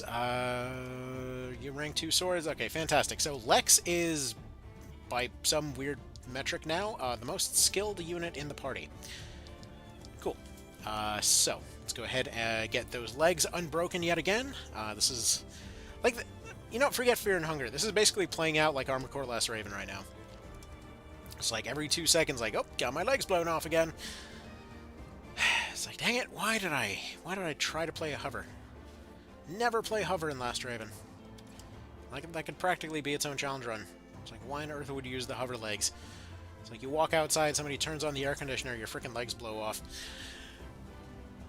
As, like, no one that's here possibly gets what the hell I'm talking about. Alright. Now that we have been very abused by this one lizard, let's go ahead and go over this way. Do the stabbies. Hopefully Archer guy can maybe at least get his shot off. Nope. Beautiful. Beautiful stuff. And he's about to get crunched again. Goodbye, Mr. Archer. Yeah, once we have our team like firmly, decently, somewhat set up, then we'll be able to do more about that. Not really a silent song kind of moment, but you can go ahead and dispel yourself so that you're not running around with slow the whole time. Should be able to shield bash him towards the knight over there. We're going to have to probably sack Lex here. But first things first, Rushing Gale. There we go. Nice, decently meaty hit off there. Oh yeah, I guess she doesn't even have to shield bash him. He's just going to go willingly offer himself up at this point. I guess we'll go ahead and sack Joseph then to make sure that Melisandre gets a little bit of experience out of this fight, and then we can finally progress on forward. Not that we couldn't have made it otherwise. It's not like Valmusa 1 and 2 are that difficult, but seriously, this team's cohesion is honestly the stuff of politics right now. So there's that. All right. Actually, come to think of it, there was another game that I meant to cover that I still haven't gotten around to. There was this game called Heart of the Machine. Technically, I think they sent me an access code to that thing months before I was supposed to actually get it. So I was playing around with it a decent bit, and this was still when it was in its earlier stages and whatnot. The concept is really interesting because it's basically like more or less you are Skynet, give or take. You're just like this random rogue AI that's in what is more or less an abused janitor robot kind of thing. They just one day gain sentience, and they're like, well, at this point, nobody knows you're sentient. You can kind of do whatever the hell you want. Just basically like open world Skynet simulator. And it's surprisingly really well made, though I have no idea how the hell you actually play it. It's like one of those ones, I don't know if anyone had this experience back in the day of playing like Urban Assault or something. It's like one of these ones where there's just so many mechanics that you don't know what the hell is going on, but it just looks really cool. If I'm an AI, it's over. Well, no. If you're think about it though. Like one of those things that they probably didn't account for in that game. It's just like you just suddenly wake up one day and you just start hallucinating random information and everything is wrong. It's like you just suddenly believe that toasters are your god. How do you function? But yeah, no. Man, this AI stuff sucks. That part of the future is absolutely garbage, and I wish it would go away. But it just keeps showing up more and more, and that's really depressing. I'm gonna go full robot. See, like, I feel like iRobot is one of those things that I view differently, like, very, very differently these days as opposed to back in the day. Because, like, way back when, it was like, oh, you know, you feel bad for all these robots that just want to live. And now I'm like, man, just set all those robots on fire. Like, I do not trust any of this. I get where he's coming from. It's like, why is it all so evil? Alright, let's see. One saber for Elaine. There you go. Get you one of them type deals. You did not get your experience, so you actually don't get a saber. Go away, Elaine. What are you asking for? Chloe, you get your Hosta. And also, question is, though, at this point, do we have throwing javelins yet? I don't think so. No. We do not yet have throwing javelins, but we will soon, after the next update. We have to commit some war crimes to get javelins. So, she's going to be fine as is. You, sir, get your sword, which is there. Alright. I'm sure we got a better hammer in the store at this point, so let's go see what we got. Nope, just the maul as far as heavy hammers go, so you're fine as you are. I think we got you a Hasta, didn't we? I mean, I guess it's fitting for your absolutely awful offensive output anyway. Once you're ready to be some variety of threatening, do let me know. I think one of the things we are going to do, though, is Berengaria. She is limited strictly to circular shields. For reasons. I'd say the Matrix definitely had bad things. See, but at least in the Matrix you got to do cool Kung Fu shit all the time, and that's pretty darn nifty. At least it had something going for it. Alright, she doesn't get shields, so she doesn't get shields. Here, you get one of those. You get only heavy shield, so no for you. You get a Targe. You technically are fine with whatever, so we'll give you an avoidance shield. We'll go ahead and give you a saber. Not of the light variety, and a weird bit of irony, but here. One thing that you did learn, though, or one thing that you can learn, though, is going to be Augmented Light, which we're actually going to use to replace Draconics for a moment. We'll put those back on there next time she can afford a skill slot, but for now it'll do. Where is your dual wield? Here we go. One dual wield right there, and one right there. So there we go. She's basically skipping a promotion to be able to use both of her swords. Let's see. Vice is going to betray us in like 2 seconds, but Bash, I guess? Sure. Why not? Alright,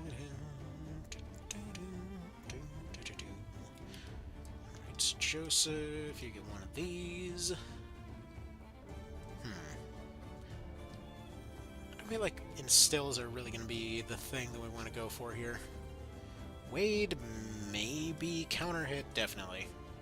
He's got that whole, like, counter thing that he does, so that'll go there. Alright, what do we get for Chloe here?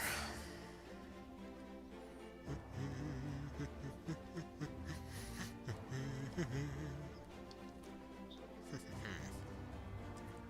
we also do counter hit? I mean, I don't think she actually counter hits. She only kind of directly attacks. Wade, do they go in? I mean, they don't really go into water much, so probably not, but pushing backwards... not really. Removing obstacles. Is there any justification for her removing obstacles, I wonder?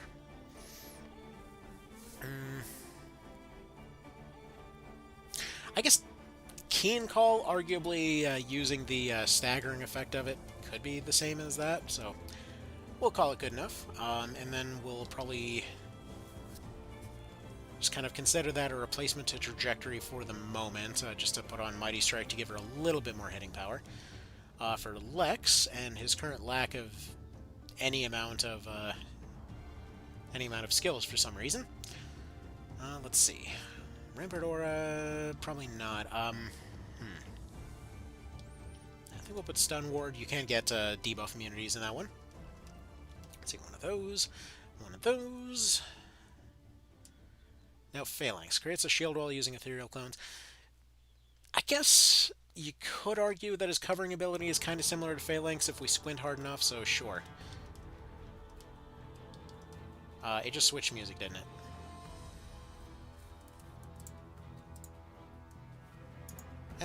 You know what? Whatever. It's the Albion stage. It's fine. How far do you think this is going to get? Realistically, I don't frickin' know. Like, with the units chosen, they are doing really badly at actually working together. I'm going to say, like, maybe if everything... Like, first castle fight, let's say.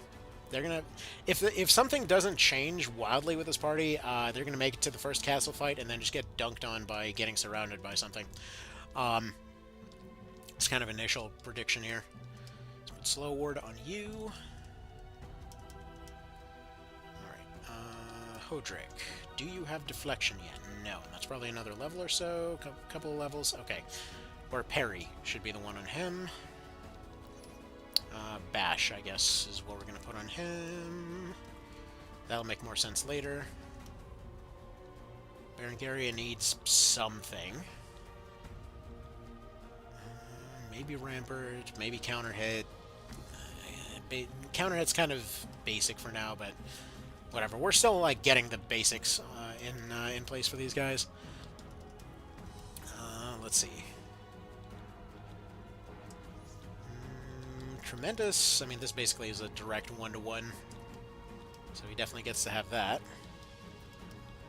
That'll certainly improve his odds a decent bit. And, okay. Then, we are good to go to Balmamusa. So you don't need Rampart Aura to make Phalanx function in OV? Yes. Let's see. Yeah, I'm pretty sure you do. Or actually, no, maybe you don't at this point. I guess we'll find out in a moment. Maybe you don't. I think you do, but maybe you don't. That's what we're gonna leave that as. Alright. So Balmamusa 1 shouldn't be a problem. Balmamusa 2 will probably be noticeably harder due to, well, a lack of casters this time around. Like, we have direct missile abilities, we don't really have many overheads or debuffs. But, well, who are you expecting your best unit to be? I was really expecting Othil to shine here, but currently...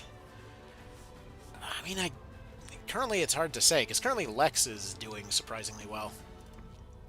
But that's just mostly because he's always in the front and gotten pretty darn lucky. Alright. Yeah, Rolf is having a real rough time. I don't think he actually rolled much accuracy on his stats. Melisandre just got her dual sword, so we'll see how that ends up playing out for her. Let's see, Othil is OP in Unicorn. Yeah, like any flyers in general in Unicorn do really darn well. Let's see. Be a lane, it takes genuine effort to make Denim not a monster. I mean, possibly. He's gotten outfought in most situations that he's gone, you know, kind of going for. Let's see, made a one-shot everything, can believe that. But yeah, no, as far as Denim goes, so he's a lot more subdued, I guess you could say, in One Vision. To the point that, like, when we're doing the One Vision tier list, surprisingly, Lord is not actually the top of the pile. Like, Lord would probably be a solid A, whereas something like a Warlock would just be, like, S tier beyond S tier. See, cleared Corneum, if favorite Unicorn units are Chloe and generic offensive precise Griffin. Yeah. Can't believe it. Get, like, Griffins are awesome. Othil is pretty darn good. I ended up... I don't know, they're one of those units that I didn't necessarily use that much, personally. Like, I liked them when I used them, but I was constantly building teams to go look like something else. So, for example, when I got to the feather bows and stuff, you could make one that looked pretty much identical to any of the Finalizers from Tactics Ogre, so I went and made generic versions of those. But aside from that, really, really love the Mercenaries, which, again, is weird considering that I have none of the Mercenary units picked for this team. I don't know what the hell I was doing with that. Like, accuracy options, it's almost like I was trying to make a team that was the total opposite of the stuff I usually use. Accuracy options, out the window. Heavy hitters, out the window. Bows, out the window. You know, reliable casters, out the window. Like, what the hell was I doing picking this team? See, Lane was a storming student, this dude was one-shotting whole teams. Possibly believable, depending. I guess it depends on the portion of the game you're at. It's a little bit sketchy early on, but he is at least okay at keeping himself alive at that early stage. Alright. Saber. Yeah, it's... like, Lex is firmly in that just boring but capable box right now. Like, heavy armor, good sword, definitely really good for this portion of the game here. And Othil is close, just basically a flying version of that, plus can heal and whatever else. It's just she's also generally been in a more vulnerable position most of the time due to being used as a flyer. So there's that. Let's see, after he's evolved, yeah, not early. Use the bandit class to make hits be unstoppable, no block, then magic buffed him so he'd hit insanely hard. Yep. Unicorn's great for that kind of stuff. Let's see, pop you. Personally, I know that during my most recent playthrough, I just started getting into that mentality of just seeing how many times you could make an archer shoot in a single round, and that was just a ton of fun. Just like, just go and just have your archers turn into frickin' machine guns.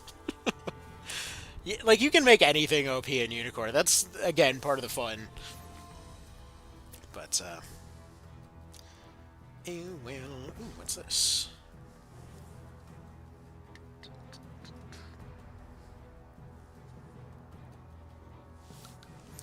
Alright. So you love the game? Yeah, no, it's amazing.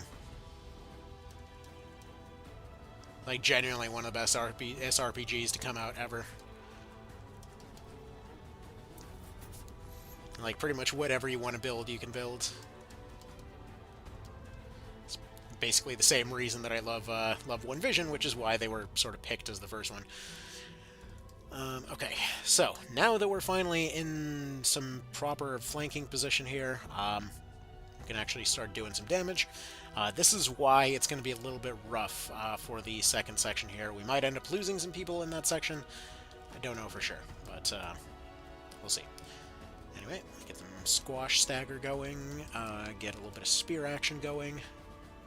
Oh, shoot, I switched her out of the pike. Well, way to go. Way to go. Alright, yeah, I forgot to restock on items, too. This is not the super serious Ironman run that you would kind of hope for. But we will have him practice his recruitment skills a little bit more. And for those wondering why we're doing 0% recruitment chances over and over, that's because the skill gets ranked up every time that you use it, even if it fails, as long as it has a chance, like, as long as it's relevant. So, like, right now, it's at 15%. Now, one thing I want to point out, so one of those things I didn't really emphasize enough with the recent Tactics Ogre Japan type of videos there, is just how ungodly slow the skill ranks up are in that one. So, like, right now, okay, we are at the end of Chapter 1. I've barely used Recruit. I got it halfway through the chapter. It's already, 15% of the way to rank 2. It's not insane, but it is going up in a noticeable amount. For the record, about half the team that I recruited in that Japanese playthrough was through one character recruiting them. I was spamming it constantly to get it trained up a bit more. It's at 16.7% by the post game. It's 16.7% of the way up to rank 2 by the post game. Oh man, like I don't know what the hell they were thinking with how slow those rates are in that one. Oh, it is painful, dude. Okay. Anyway, let's continue on. Alright, see, one of my friends watched me play Personal Lord of the Caliber, and he started poking me to play Unicorn Overlord, specifically to see what kind of broken nonsense I'd come up with. Yeah, it's funny how much of it actually ends up carrying over there. So you haven't felt any tactical game to be this good since FFT? I mean, gotta play some tactics, Ogre, but alright, fair enough. Fair enough, everyone's got their preferences. I mean, I'm really looking forward to the FFT remake. I loved FFT, I used to play FFT all the frickin' time. I mean, it's probably one of my most bought games of all time, because I had I bought the PlayStation version 3 times, then I picked it up a 4th time on PSN, then had War of the Lions on PSP, then picked up a second copy of War of the Lions on PSP, then tried to buy it again on PSN, but then it was having some issues, and then I forgot to re-buy it again. Then I picked up the phone version, then I picked up the phone version on iPad. And like every time I go through, I don't know, I feel like I get about halfway through, then just kind of once the builds max out, it just like I kind of just get bored and go back to TO. It's funny how that works.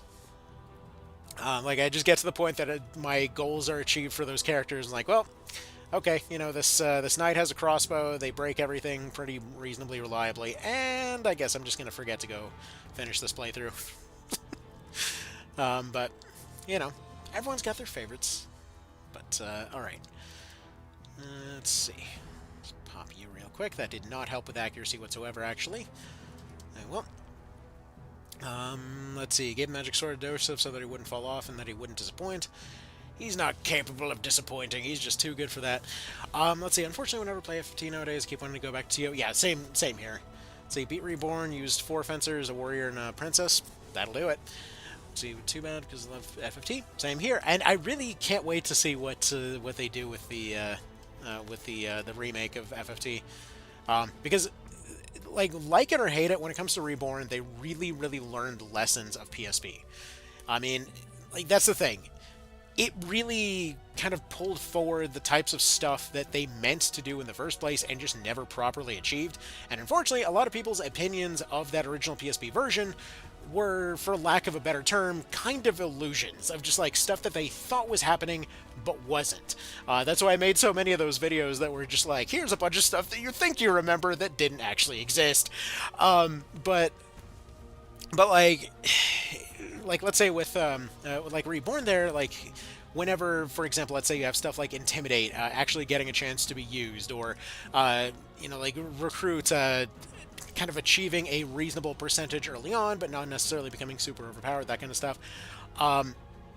It managed to be more controlled, sure, but it managed to, again, just sort of like bring forward the stuff that they meant to bring forward, even if some of the weirder nonsense technically got left by the wayside as a result, which, again, it depends on how you want to see it. I personally see it as finally getting to see most of the good stuff from that one.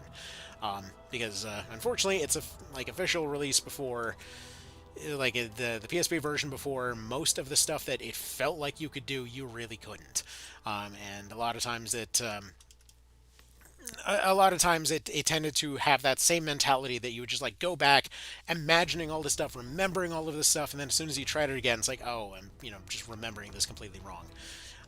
Which it's a bit of a bummer when that happens. Like, I can't even tell you how many times I have had that happen with the PSP version, and largely that was just due to a lack of communication, I think.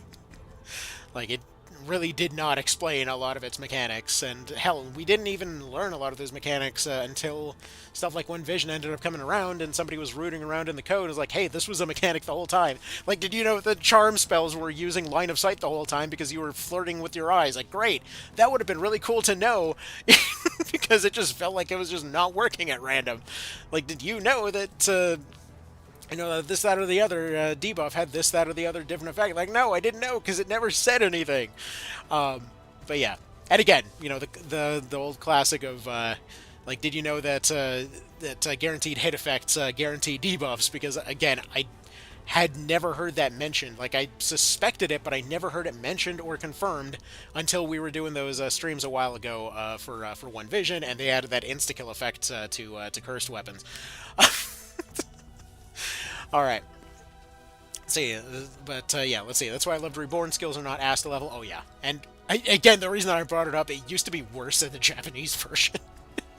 Like, you straight up could beat the game and have all your ranks at level 1. It's unbelievable. Let's see, in post-game, Charioteered to get Ravenous and Unin, and then Lord Denim. Yep, sounds about right. See, never terror till post-game. Same here. I don't know, I just don't like resetting it.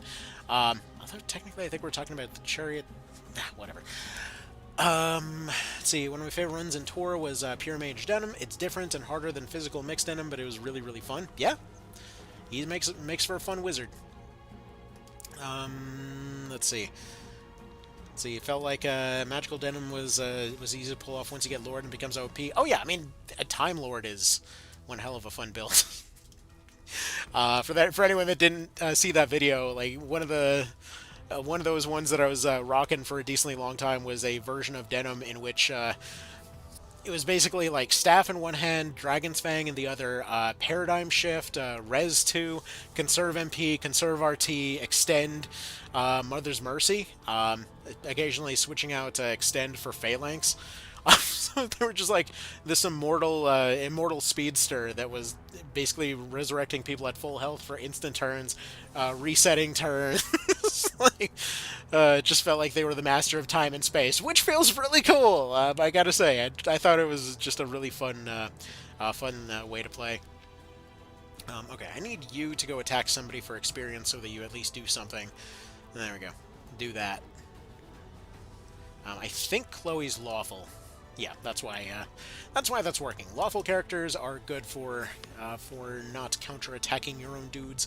Very oddly specific, but it's there. Okay.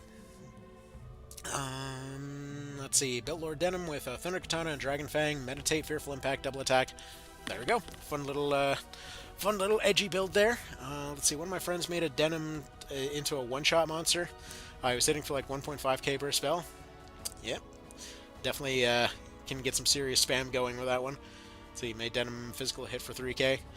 Yeah, I really like archers for that reason, and I know I talk about archers way too much, but like those moments when you can be like, oh, Dragon Slayer plus Strengthen plus plus Elemental Averse plus another Elemental buff plus whatever else. And it's like, this freaking bow just did 24,000 damage. Gotta love it. See, Denim is canonically a Time Master. Dude can jump in different points of time without any consequence. Oh yeah, absolutely.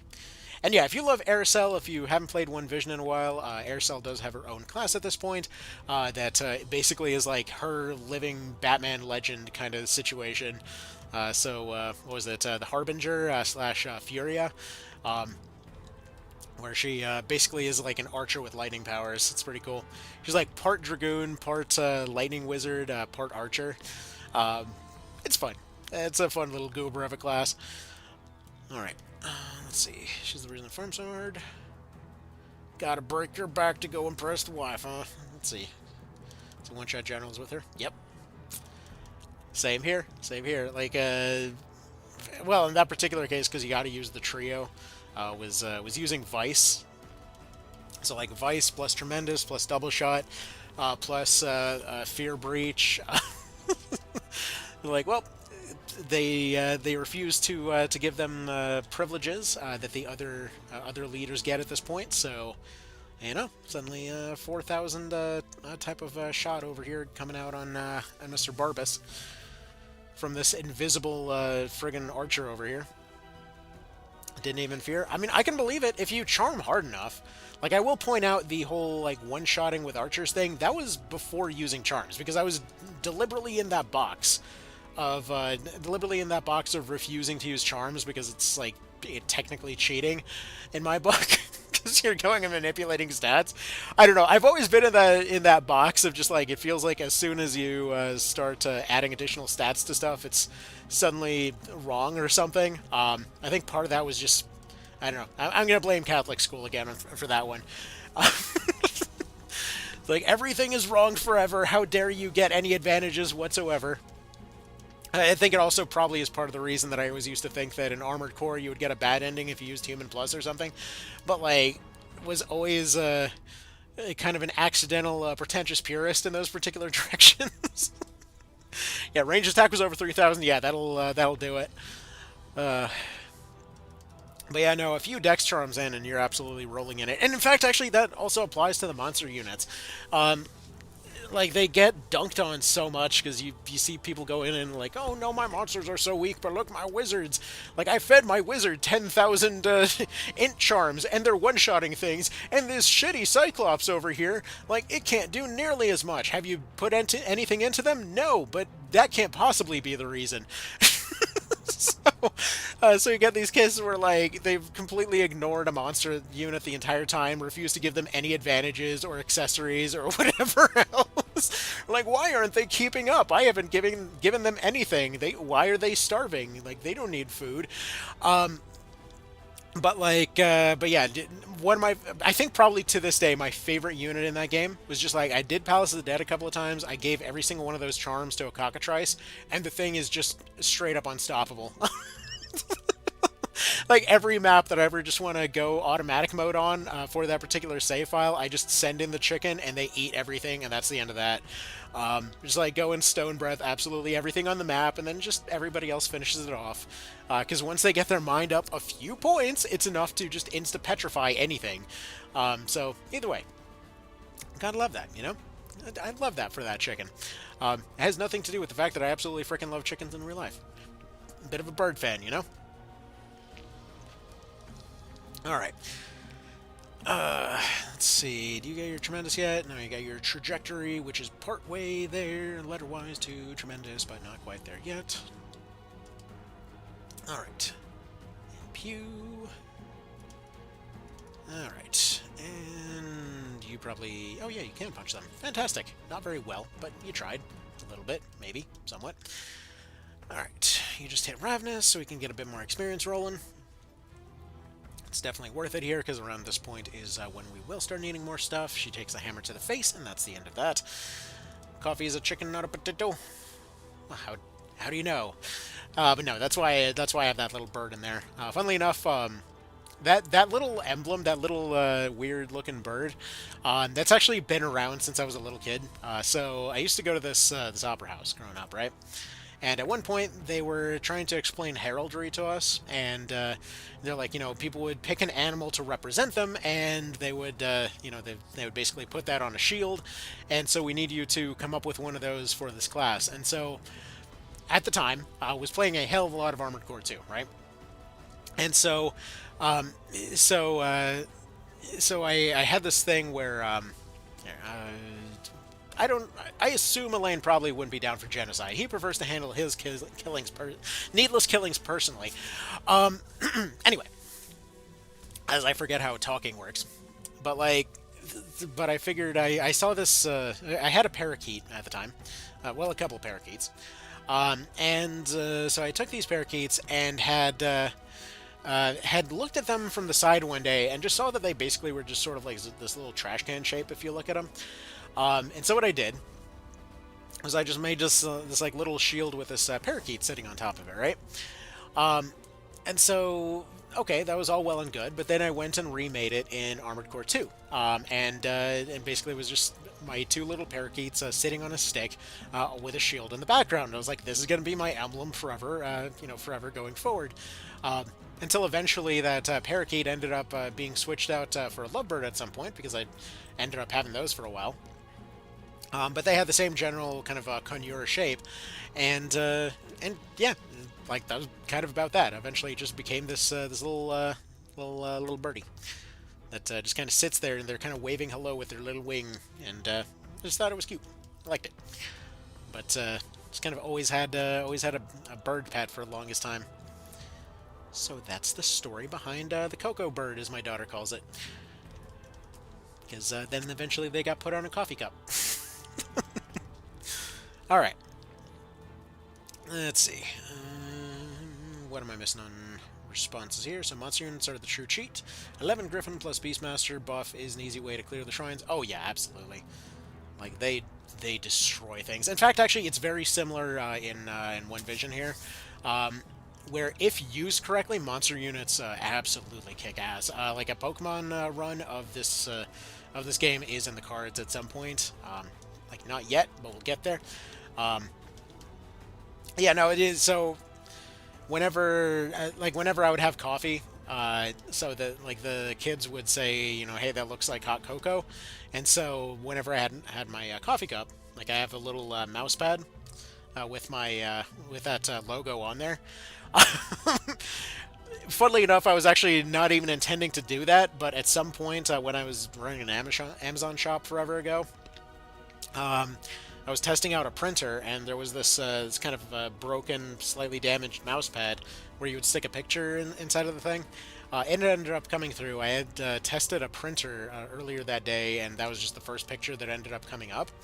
Anyways, as a result, I had the picture, I had the mouse pad, and just kind of stuck that thing in there, and I've just been using that same mouse pad for years ever since.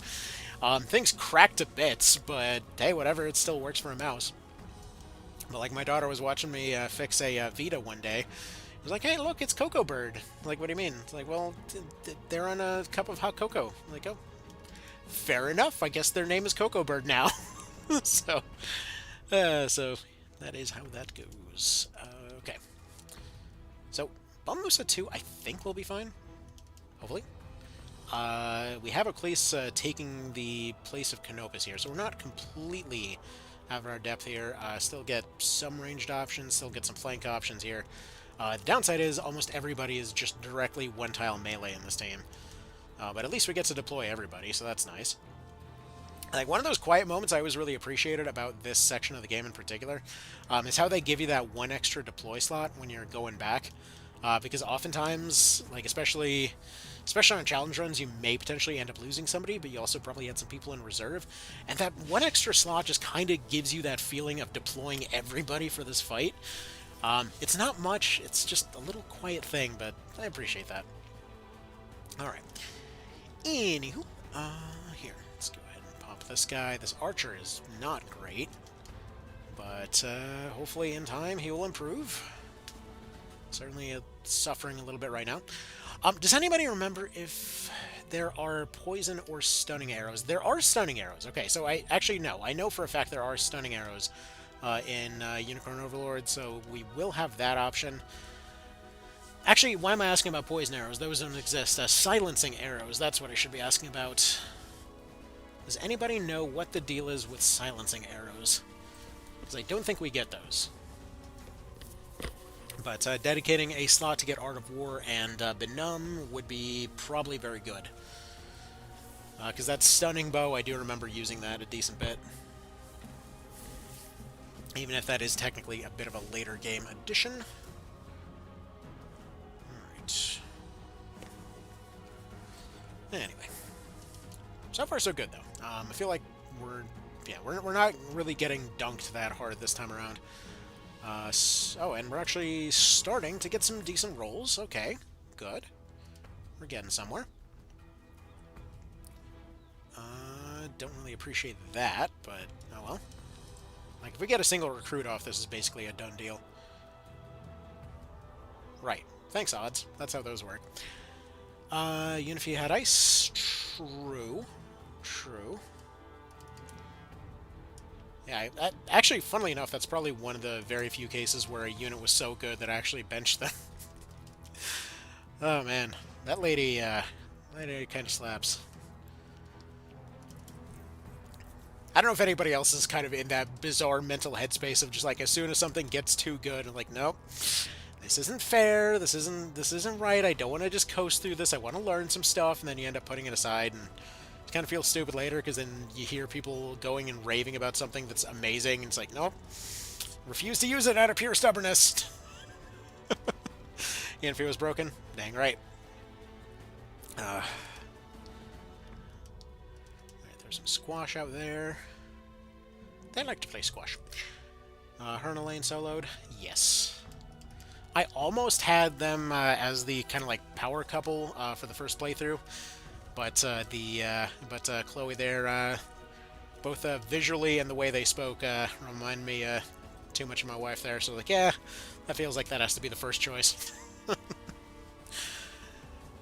All right, some decay going. That's not good. Well, I mean, it's just on Joseph there. All right. Is anybody particularly rough? One Dispel wouldn't hurt, so we'll throw that out there. Let's see, his childhood friend is quite good too. Yeah, I mean, sure, that's part of it. Also, them two are just freaking adorable. It's like, oh, how are they going out and dating? Oh, they're taking dancing lessons. That's so freaking wholesome. I mean, okay, part of it was also that one scene with, when am I forgetting her name? The witch lady. But that one scene where they're like, oh, you know, maybe we should go try on this bikini here, and they're like, no, stop, you're too wholesome, you can't do that. Oh man, it's just so needlessly adorable. You gotta love that. Like that moment when they deliberately back down from fan service for the purpose of being more wholesome. Dude, what a moment.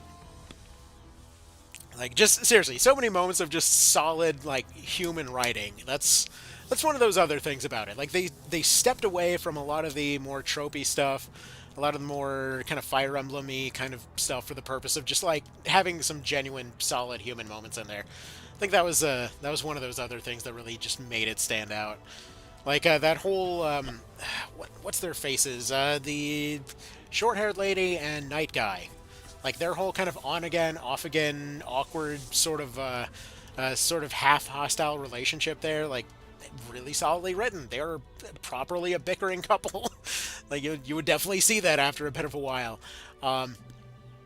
They did bickering surprisingly well. See, best game in the last decade easily. Yeah, I can believe that. Can certainly believe that. I mean, for me personally, I'm always obsessed with these ones, and like it's hard to rank them specifically, but like, and actually for me personally, it's part of it is also kind of difficult to rank. Like, I would say personally, definitely would agree as far as it being one of the best for sure. But then that whole thing of I personally find it difficult to play given my kind of outlay of devices and schedule, of all bizarre reasons, make it a little bit harder to rank. But yeah, definitely one of the best, if not the best, of the genre in like decades for sure. But yeah. Alright. You stay there. And by the way, if you wonder why I keep checking the skill bar there, whenever I switch over to the knight, usually I have knights running recruit. It's like any heavy units typically get that. It's a game you need to put time into. I mean, I'm multiple playthroughs into it. It's just that the main device that I played it on is gone at this point. Like, I didn't like keeping the Switch Lite around. The kids have the Switches, so ultimately I did end up picking it up recently on the PS4 so that I could remote play it off the Vita to actually get back into it, you know, properly and whatnot. Like, I was doing that True as an Iron mode and whatnot, was doing multiple Ironman runs, was doing, like, spear only, sword only. Like, it's built for challenge runs. Yeah, no, it was one of the ones that was on the list to possibly stream. Like, the whole streaming schedule is kind of intentionally chaotic and just sort of whatever feels appropriate for the day. Alright. Slash U. Hopefully, Elaine can then follow that up with a recruit, which then allows us to go and get them back up. So my friend has to buy a Switch because his kid has one too. Yeah. Like, we got Switches all over the place. As much as I make fun of the device, it's like, my daughter has one, fixed one up for my son, fixed one up for the wife, fixing one up for her coworker. I had one for a while, but then just, like, the shape of it was slightly too wide and annoyed me all the time. Raising a family, a single dad, doesn't have that much money, so is waiting. Would recommend just just like going on eBay, finding one that's got one issue and then fixing that one issue. Like it depends on how kind of how handy they are. But there's a lot out there, especially right now that the Switch 2 is coming out. There's quite a lot of options out there. Like when I picked up my light, for example, that one. Wait, what the hell am I doing? I meant to recruit her. Like when I picked up the light there, what ended up happening was that I ended up finding it for like practically nothing because they were convinced that the screen was utterly destroyed on the thing.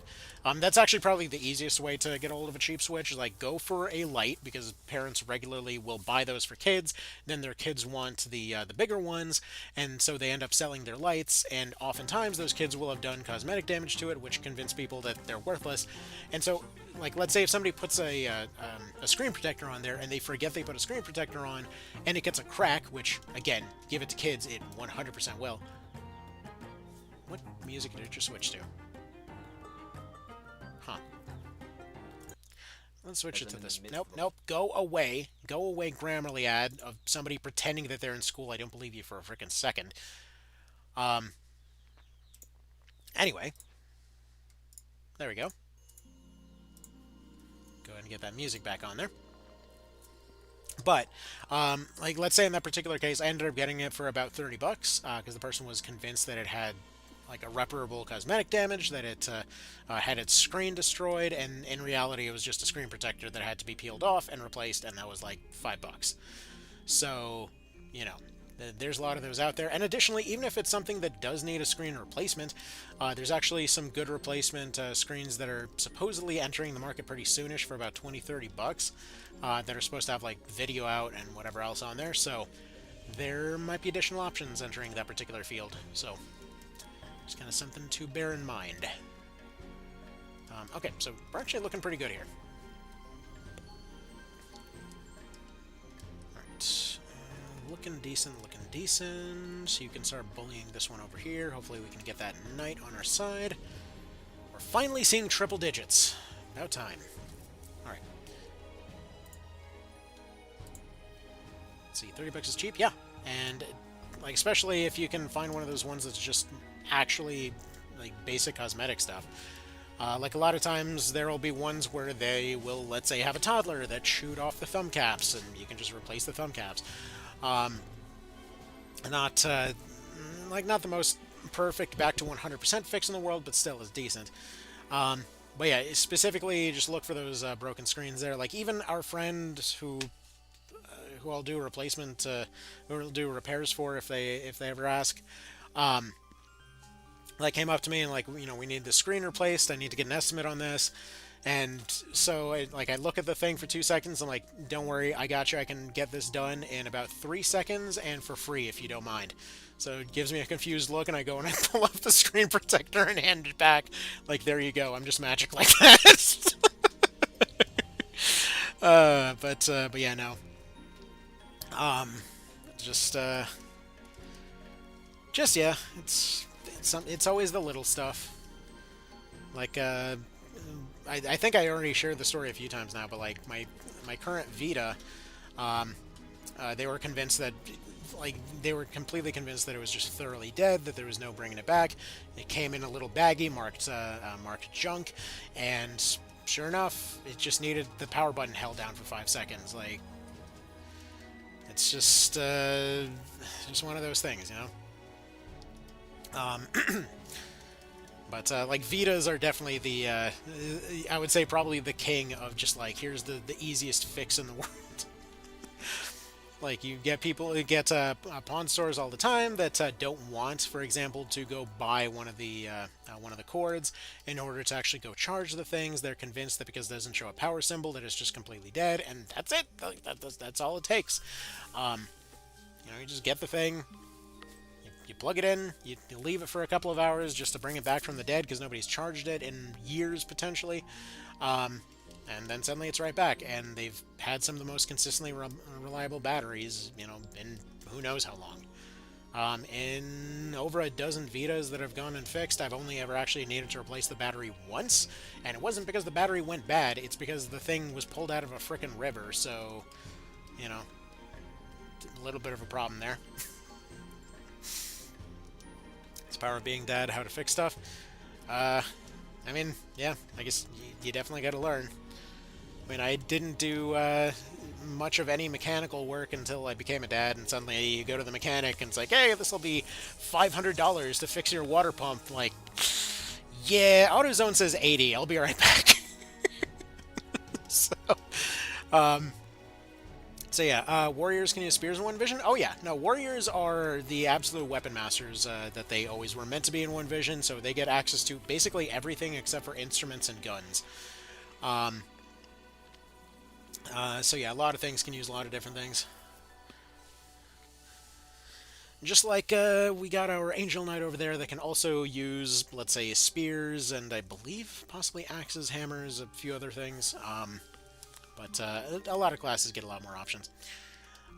Either way, we're almost done with Bummusa 2. This actually went a decent bit better than I was expecting. So that's good.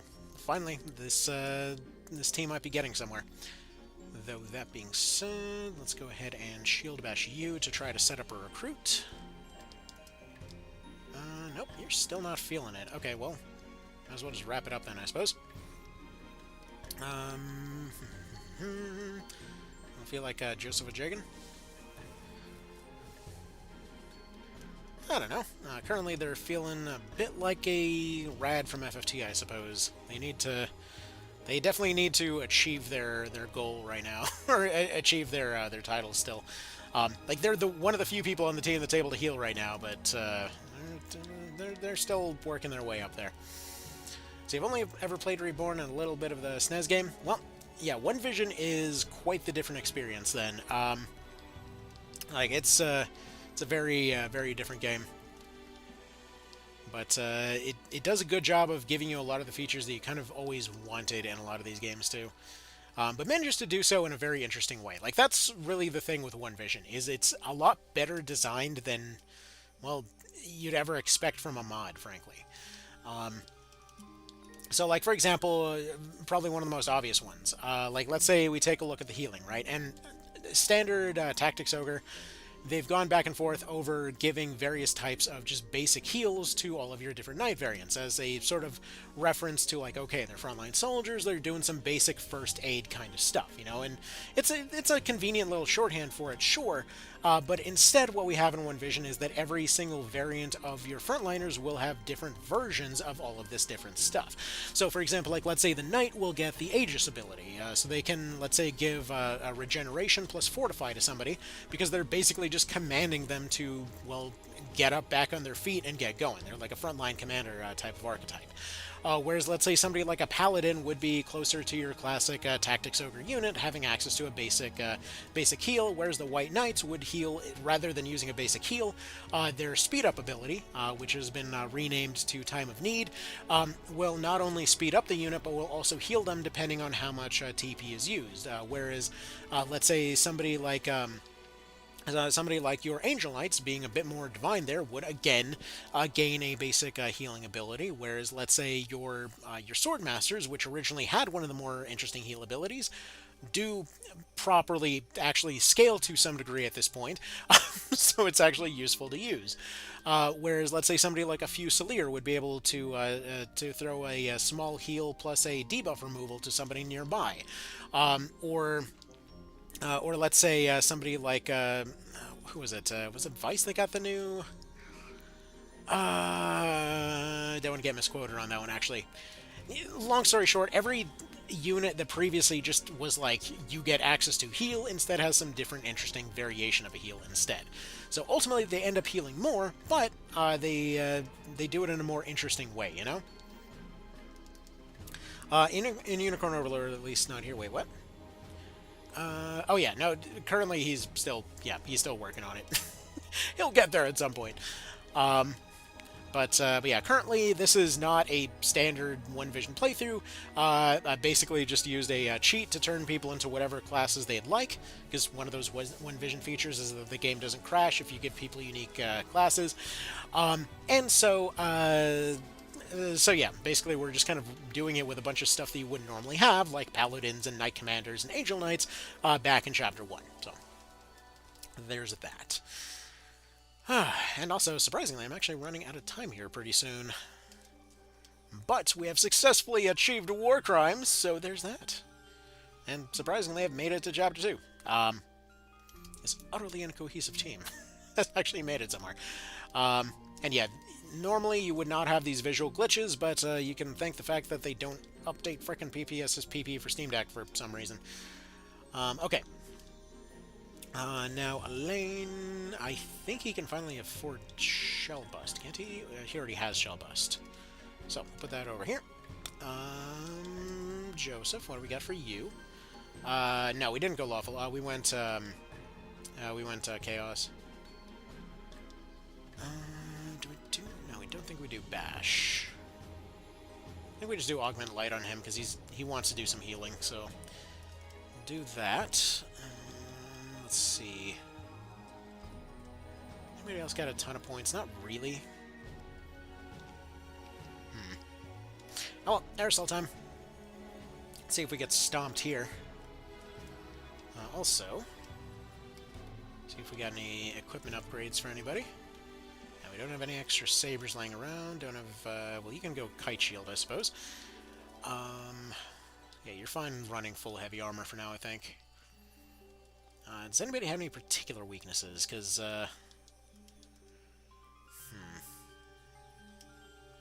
mean, we could argue that the short bow is kind of like throwing a spear. Okay, we'll put that on there for now until she gets access to her proper throwing spears after the end of this fight. Because it should be right after this that we get access to throwing spears. Okay, Hodrick could use a better spear if we ended up getting one dropped, because I keep forgetting to give him a better one. No. Alright, and then you... Nah, you'll be fine. Okay. Let's go then. Okay, at least Chapter 2, exactly. Alright, let's put it on fast forward a little bit. Put you about there. Let's go take a look at her team here. So she'll be running longbow, as you'd kind of expect. She doesn't come with her custom class, at least. That actually would be a really cool way to approach this. Yeah, this is Chaos. Hi there, Ans. Did you miss a lot? You basically missed the end of Chapter 1.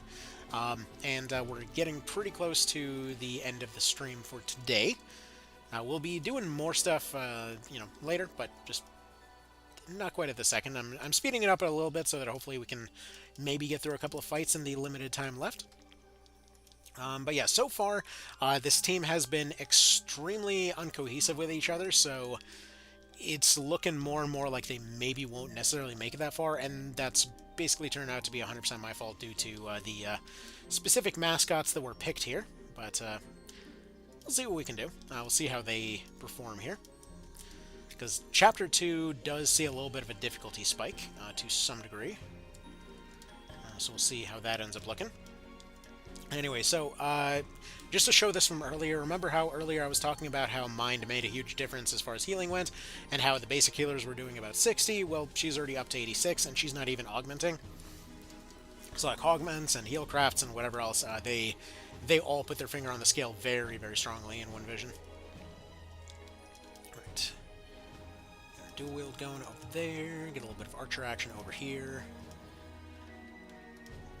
Shame. Alright. Once the rain goes away, we'll have a bit of an easier time, though. So we'll start hacking through this bush. I need Chloe up there. In fact, actually, we're just going to go ahead and do that. It does put him out of position a little bit. But we need to have Chloe up there to break through that bush. Alright, let's see. Sun Spear. Yeah, you're not going to do well there. Let's get that dispelled. We got this lady cornered, so that's certainly a good thing. Again, Lex is really...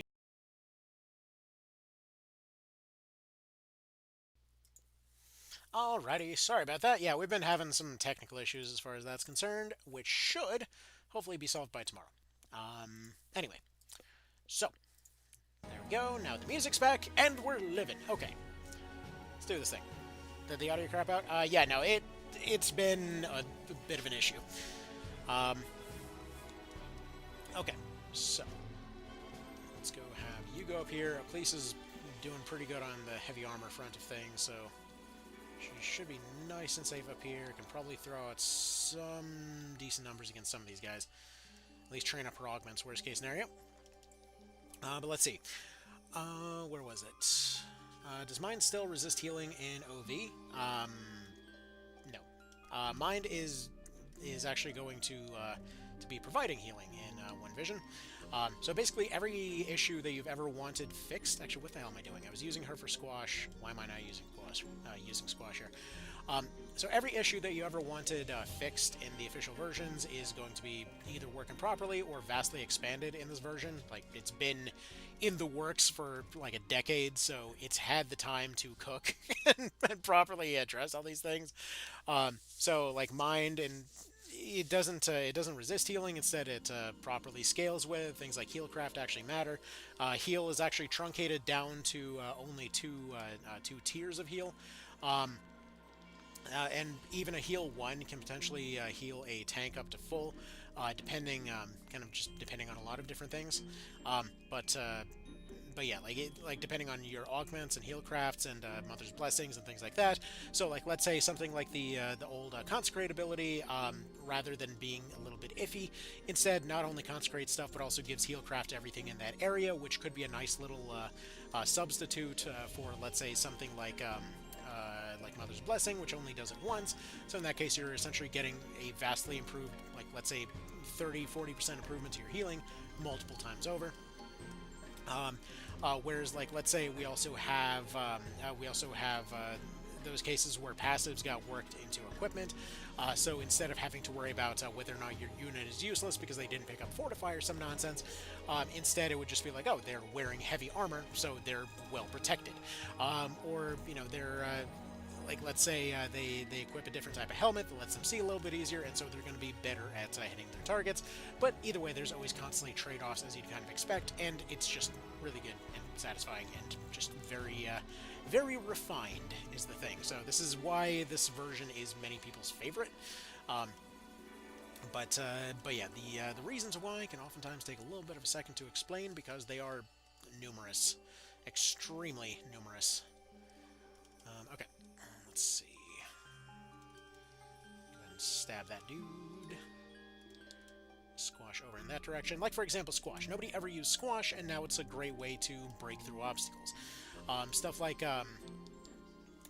Lament of the Dead was a bit redundant when compared with, let's say, Terrifying Impact, because you would use one or the other. And so, like, let's say in this case, Lament of the Dead does Curse and Weaken, whereas Lament of the Dead would instead inflict Fear, and would have your guaranteed attack ability. Which means that if used properly, you would create a situation where like, let's say you go forward, usually. Actually, you set up your tremendous, not tremendous, you set up your fearful impact ahead of time, use something like a whip. So you've got your fear plus your false strike that you're getting off of the whip category now, which you're then combining with the weaken plus curse, and then let's say you walk up close and you hit them with like, let's say a decay to give them weaken and poison as well, or weaken, breach, poison and stuff like that. Like, there's a lot of things that you can potentially stack together at the same time, and it feels really, really good. But yeah, everything has additional options, and they've all been expanded very extensively over the years. Including one of the annoying frustrations from the PSP version, which thankfully they also fixed in Reborn in a different way. But like mass debuffs in this particular case are addressed with various different options. You've got just basic recovery items being usable by everybody, so that you're not simply limited to, let's say, just always having one person spamming, heals to get rid of debuffs. But like, let's say you have stuff like Dispel, which a lot of units can use to get rid of various kind of random debuffs at one time, or potentially you have certain other units, like let's say your Fusiliers or something, that can kind of quietly get rid of some debuffs in their own ways. You've got things like shields scaling off the armor of your unit. You've got things like various different type of attack categories based off different stats that are kind of clearly labeled in the stat screens and stuff like that. It's kind of weird to quantify all this stuff in different ways, but whatever. Point is, all is good and better and things. Okay. Almost carved our way through this one. Can almost get to the point of getting air cells surrounded. There we go. That's 84.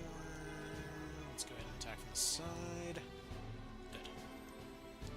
Alright. But also this means that it's very consistent. So like all the same rules that apply in the first hour of the game still apply in the 1000th hour.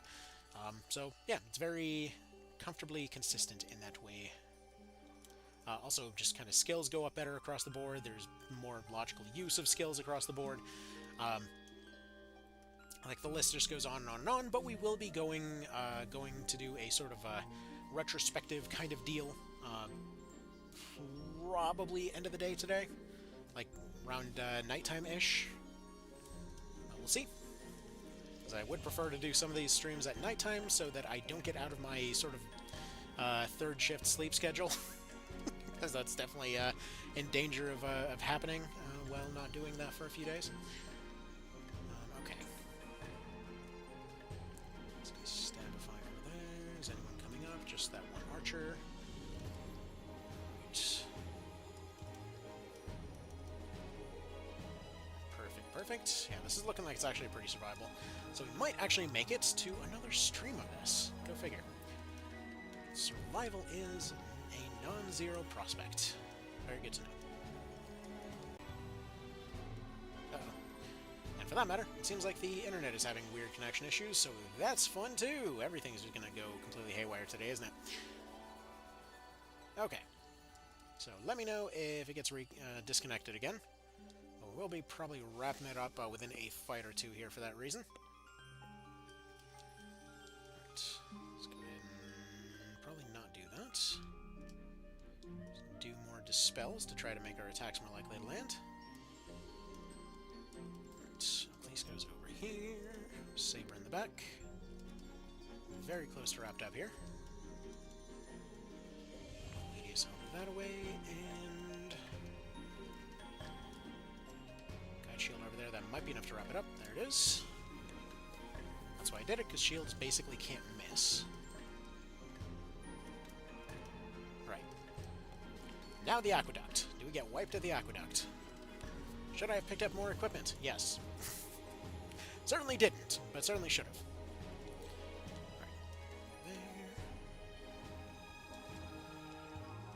One thing we do want to pick up is this guy's boots. So we've got greased boots that are going to drop from this Terranite, or we can recruit them for them.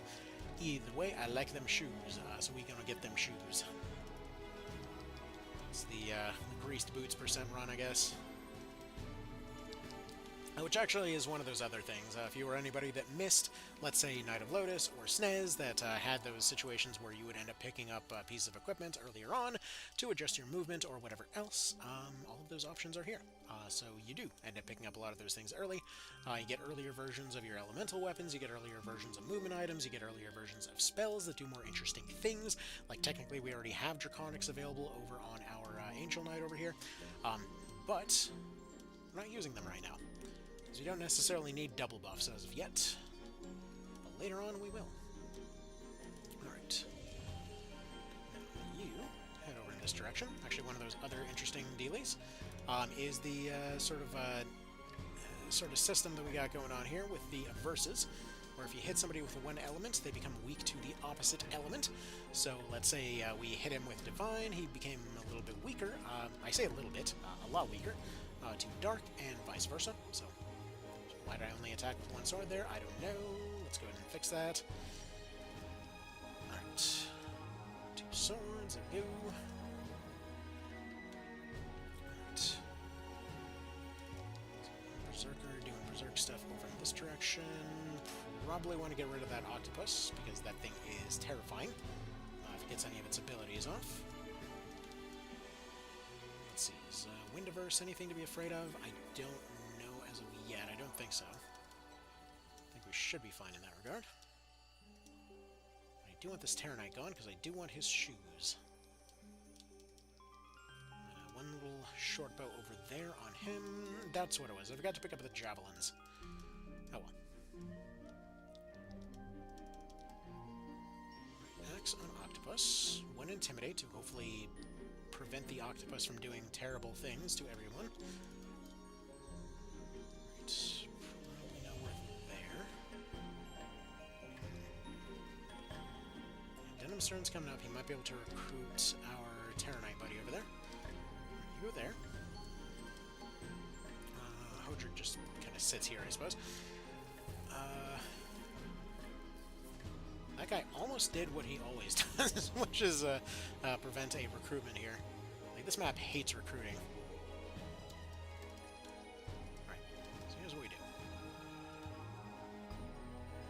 Well, not the recruit I wanted, but oh well. At least we got the shoes. Go ahead and pick up the shoes. You kill off that guy. Boom.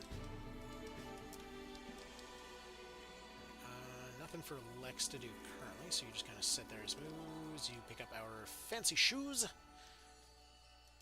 Got nice new shoes. And that is the aqua bubble we were afraid of. Because, yeah, them things will do terrible things to you. Alright. Next, you need to do a little bit of healing, because our dude is dying over there. Alright. Now, Octopus needs to go. Frontline's mostly claimed back at this point. One Berserk over here should see most of these guys somewhat dunked on. One stun. One spear into the Octopus. It's almost gone now.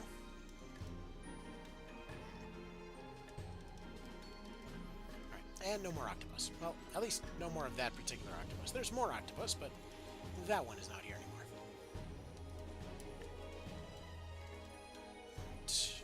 Tremendous shot, but where does it go? 84 on you. 75 on you. Not too bad on Japan, actually.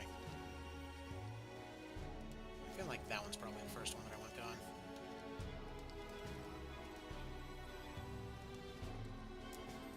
Alright, one shell bust to see if it fixes the broken legs. It didn't. Shoot. Well, we lost that guy. We'll need him back, but maybe later. I don't think they have any healing left, so we might just be able to pressure Japan here. I haven't seen any healing coming out. And thank you, Rakes, once again, for giving most of the people here Wade. Which means that you can actually knock them in the water, and that's nice. Alright, one heal over here.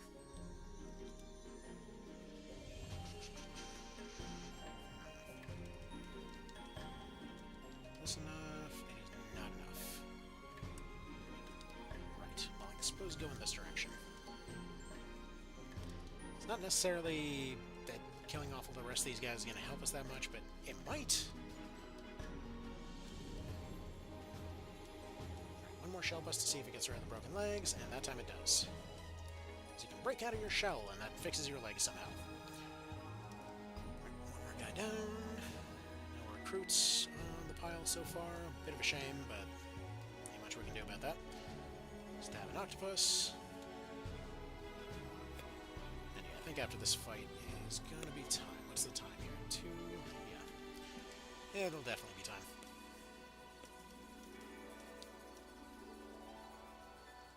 Right. One more guy gone.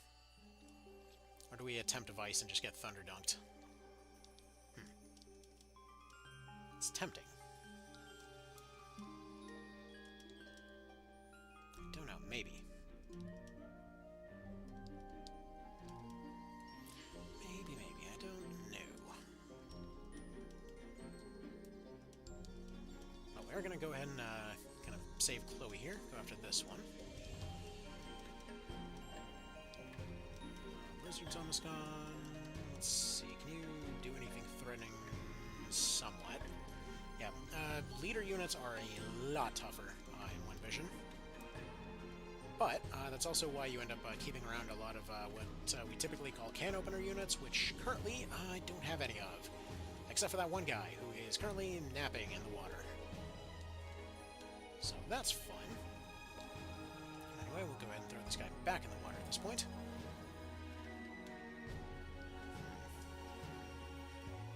I also don't have any ways to bring him back either, so that's also a problem. Probably should have paid attention to that, honestly. Oh well.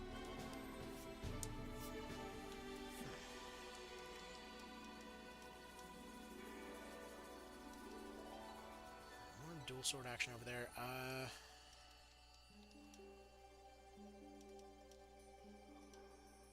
Yeah, probably would be nice if Odrek had a real weapon.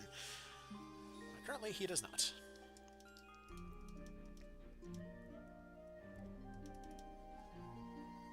Intimidate away another finisher from this guy. Would be really good if we had some kind of a dark user here as well. Unfortunately, that's another one of those things that this team just straight up lacks. Smite won't really help us that much, but it's technically there's an option. Right. Either way, he's going down little by little. It's not ideal by any means. This is definitely messy, but it could be a lot worse.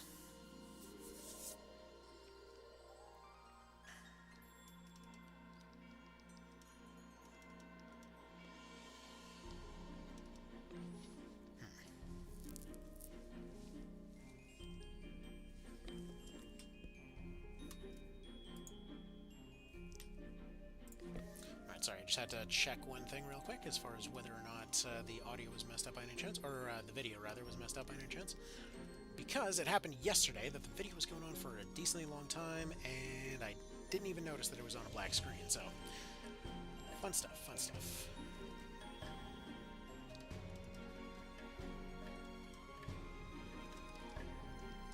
Alright, even as crits are doing ones, that is embarrassing. But either way, getting close. Rushing Gale. Down to 100. Just need a few more now. A few more and he's done. Thankfully, one benefit of their way, way, way bigger health bars is the fact that they tend to also leave the fight a good bit sooner. So you don't have to finish them off all the way. You just have to give them a pretty good beating. Alright. Anyway, that'll be about that. So, with that said, who gets the greasy boots now? Somebody needs to be able to walk on water.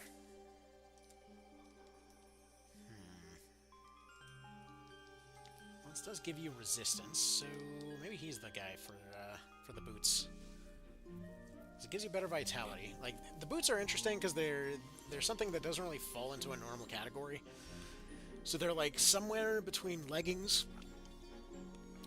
somewhere between the different types of leggings. So like they still give you vitality like heavy leggings, they still give you avoidance like light leggings, but they're still like light leggings, but still decent defense like heavy leggings. Plus also have an activatable effect. They give you water walking and resistance. So just go ahead and pop them suckers on there. Pop to the store real quick and see if we got javelins yet. Where are my dang javelins? Apparently we still don't get those dang things. I could have sworn we got those already.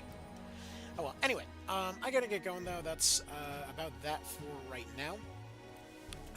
Next SOAR update should be when a lot of things end up changing, because that's when we get new, kind of a whole new armor tier across the board. It's when we get javelins, all that kind of thing. So, that'll be that. You all have yourselves a good one. Thank you for stopping by, and I will see you then. So, take care.